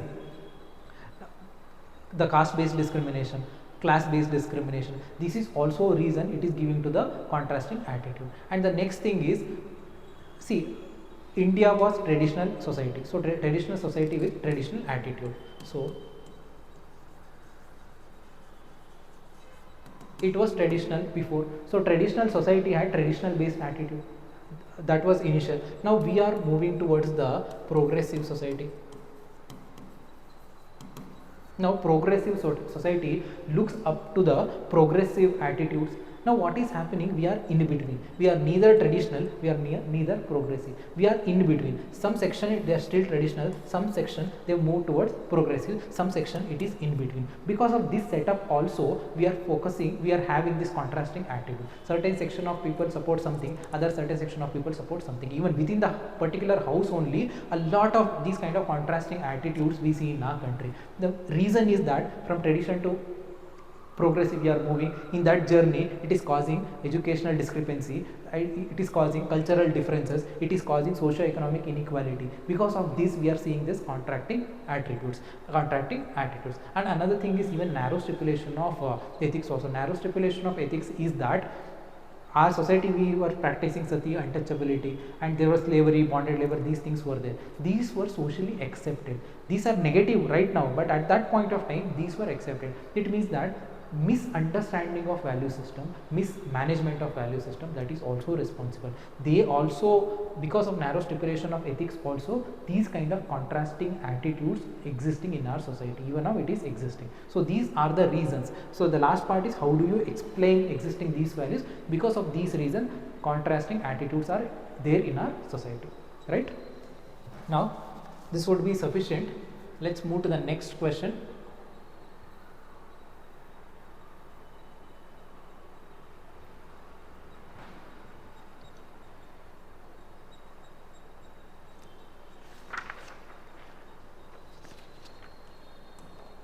The next question is that, what does accountability mean in the context of public services? So you have to explain accountability from the perspective of public services. Very direct question, simple question. And what measures can be adopted to ensure individual and collective accountability of public services? See, first part, explain the accountability, and the second part is, what are the measures you have to adopt, make sure that ensure individual and collective accountability. The first aspect is accountability. What is accountability? Accountability is answerability of my actions. I have taken a decision, I have done something in my conduct, especially from a public service, as a public servant. Now I am answerable for my actions, I am answerable for my conduct to higher authorities or to a people. Usually what happens, civil services, they come in between. Above it is political above it is political representatives, government, and below it is citizens. So public service is in between, the connecting factor between these two. Now accountability here, me being a public servant, civil servant, I am accountable both to the people, I am accountable to my political executive also, to my political representative also. So there is a two-way accountability factor is there. So accountability is that I am answerable, and this accountability can be distinguished in the two ways. One is vertical accountability, second one is horizontal accountability. What is vertical accountability? Vertical accountability is that I am accountable to the people. Citizens can ask me question. So that is vertical accountability. Horizontal accountability is that executive, it is accountable to the legislature. Executive is responsible for legislature. Legislature can ask question executive. So executive is answerable to legislature. So this is horizontal accountability. See, if the question accountability came from in a general way, there are certain other accountabilities are there, types you could have written, but here very precisely they are talking from a public service perspective. That is the reason I am restricting only to the vertical accountability and horizontal accountability.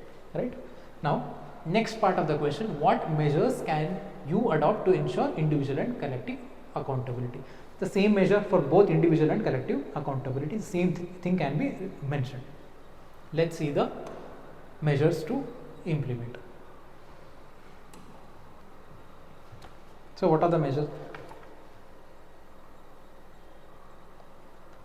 Implementing the values mentioned in second ARC report. Second ARC 10th report, it talks about some of the foundational values: tolerance, political impartiality, and empathy, dedication, integrity. These are some of the values mentioned in 10th report, second ARC 10th report.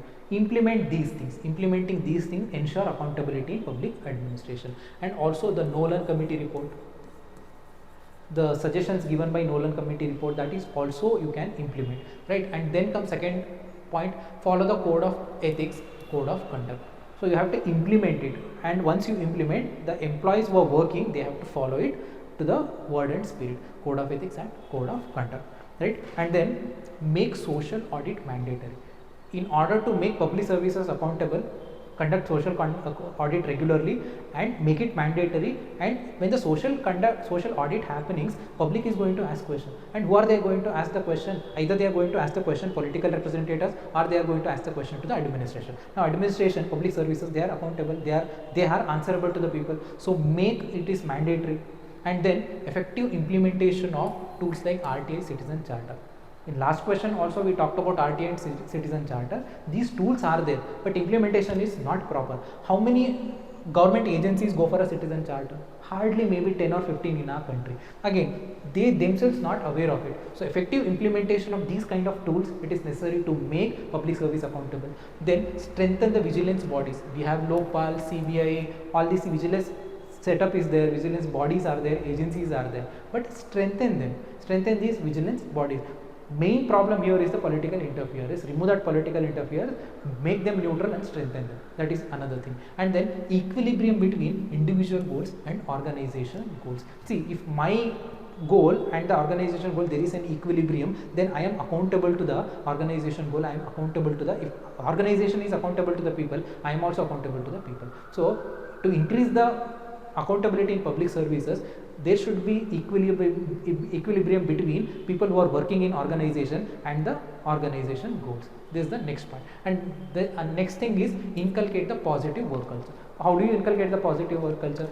Responsibility, transparency, and probity, integrity, all these things. When you have these values, it is going to make your work culture positive. If your work culture is positive, then responsibility, the accountability, you are accountable, so accountability factor is also going to be strengthened, right? This is the 7th point. And the 8th point is that there is a lot of discretionary powers are there.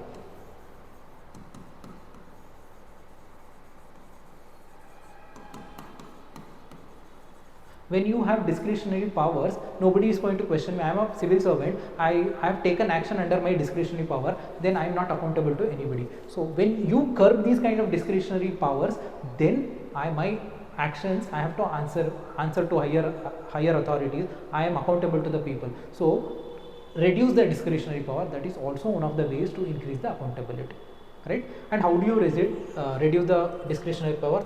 By implementing objectivity. By implementing objectivity, you can reduce the discretionary power. So implementing these measures will make public service more accountable and responsible, and the same measures both for individual responsibility, collective accountability, right? Individual accountability, collective accountability, right? Let's move to the next question. The last question, section A.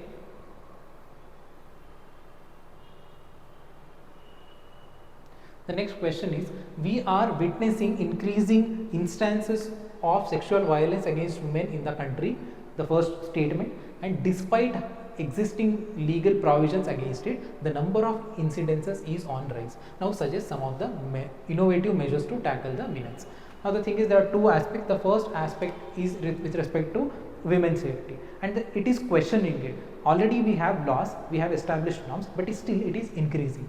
Now you have to write the reasons. Why is it happening? That is the reason. And the second part of the question is asking you innovative ways to deal with this thing. Already we have statutory laws, we have bodies, we have agencies, all these things, but still we could not able to control violence against women, sexual violence against women. Now how do you deal with it? Write your innovative measures. That is the question. Now first let's address the first part of the question. We are witnessing the increasing instances of sexual violence. Now what is the reason? The reason here is that there is a patriarchy. We have to answer this from ethical perspective, not from a paper 3 or paper 2 perspective. So patriarchal mindset, still it is there. Because of that it is increasing, that we have that authority to do whatever we want because we are a superior gender. So that patriarchal mindset is there. And then delayed justice system is also another aspect. See, there is no fast track court. Theoretically we have, but if you look at the real situation, justice system, there is a delayed aspect. So because of this also, the victims, they are not comfortable approaching it because it is going to take years and years to get the justice. That is also another factor. And victim blaming is very much evident, very much prevalent in our country. Because of this, what happens when there is a victim blaming, it leads to the underreporting of cases. The women, they don't feel comfortable. Ultimately people are going to blame me, they are going to tell me you are at fault. So that is the reason they are not going to report, and because of that, underreporting of cases. And once underreporting happening, it gives confidence to the predators. So this is what happening. This is another reason. And then gender insensitive law and order. Even if a women go to a police station and register her complaint, the procedure, everything, there is a lot of gender insensitivity is there. Less number of female polices are there, and even the law and order, it is also, whether it is judiciary, that you can see the insensitivity act, and even at the media level also the insensitiveness you can see. These are some of the reasons of sexual violence, increasing sexual violence in our country. There are so many reasons, 4 or 5 would be sufficient. Then the next part of the question,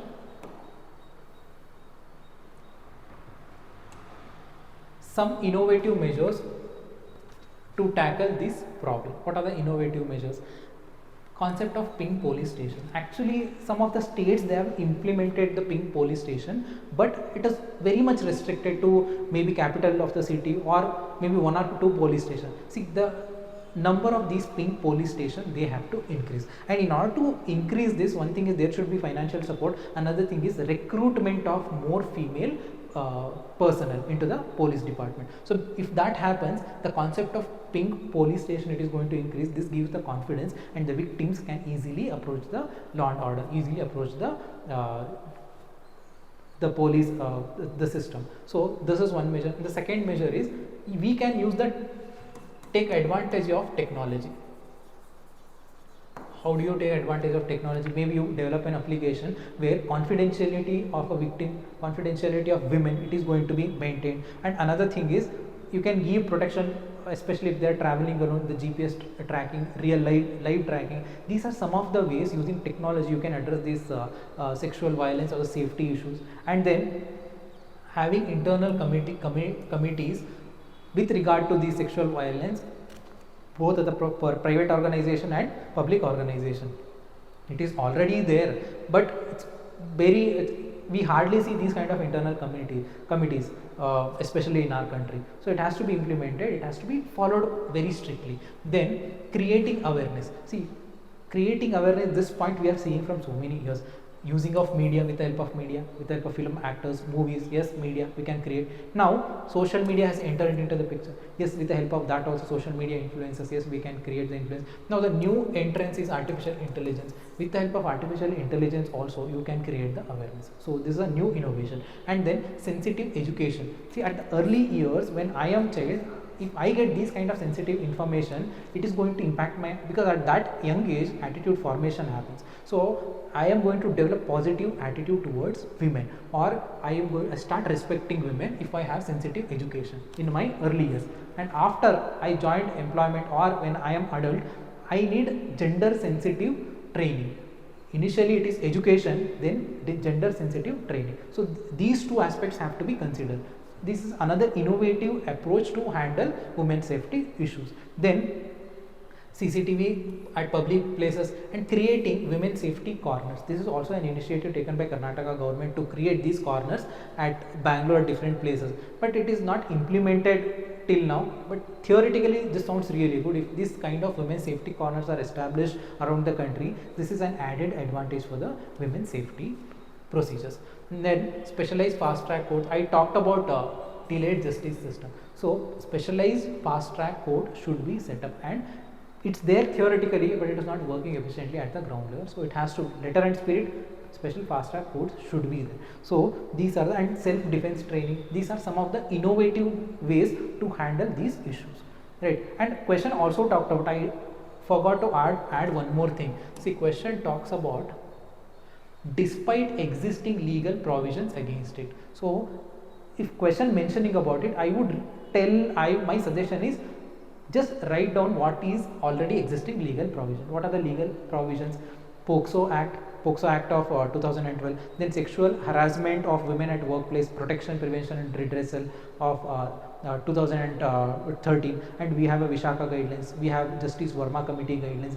Already existing guidelines are there, but it's still happening. So mention this also in your answer. So ultimately, how do you handle these things? See, all the politicians, public servant, civil society, they all should come together, they all should join their hands. When the efforts come from every section, then only we can address this issue.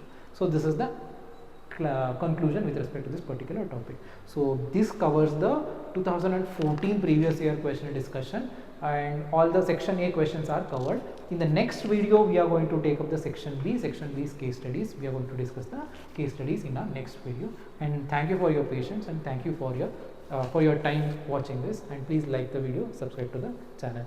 I'll see you guys in the next video. In the next video we are going to talk about section B. We are going to deal with case studies, right? Thank you so much.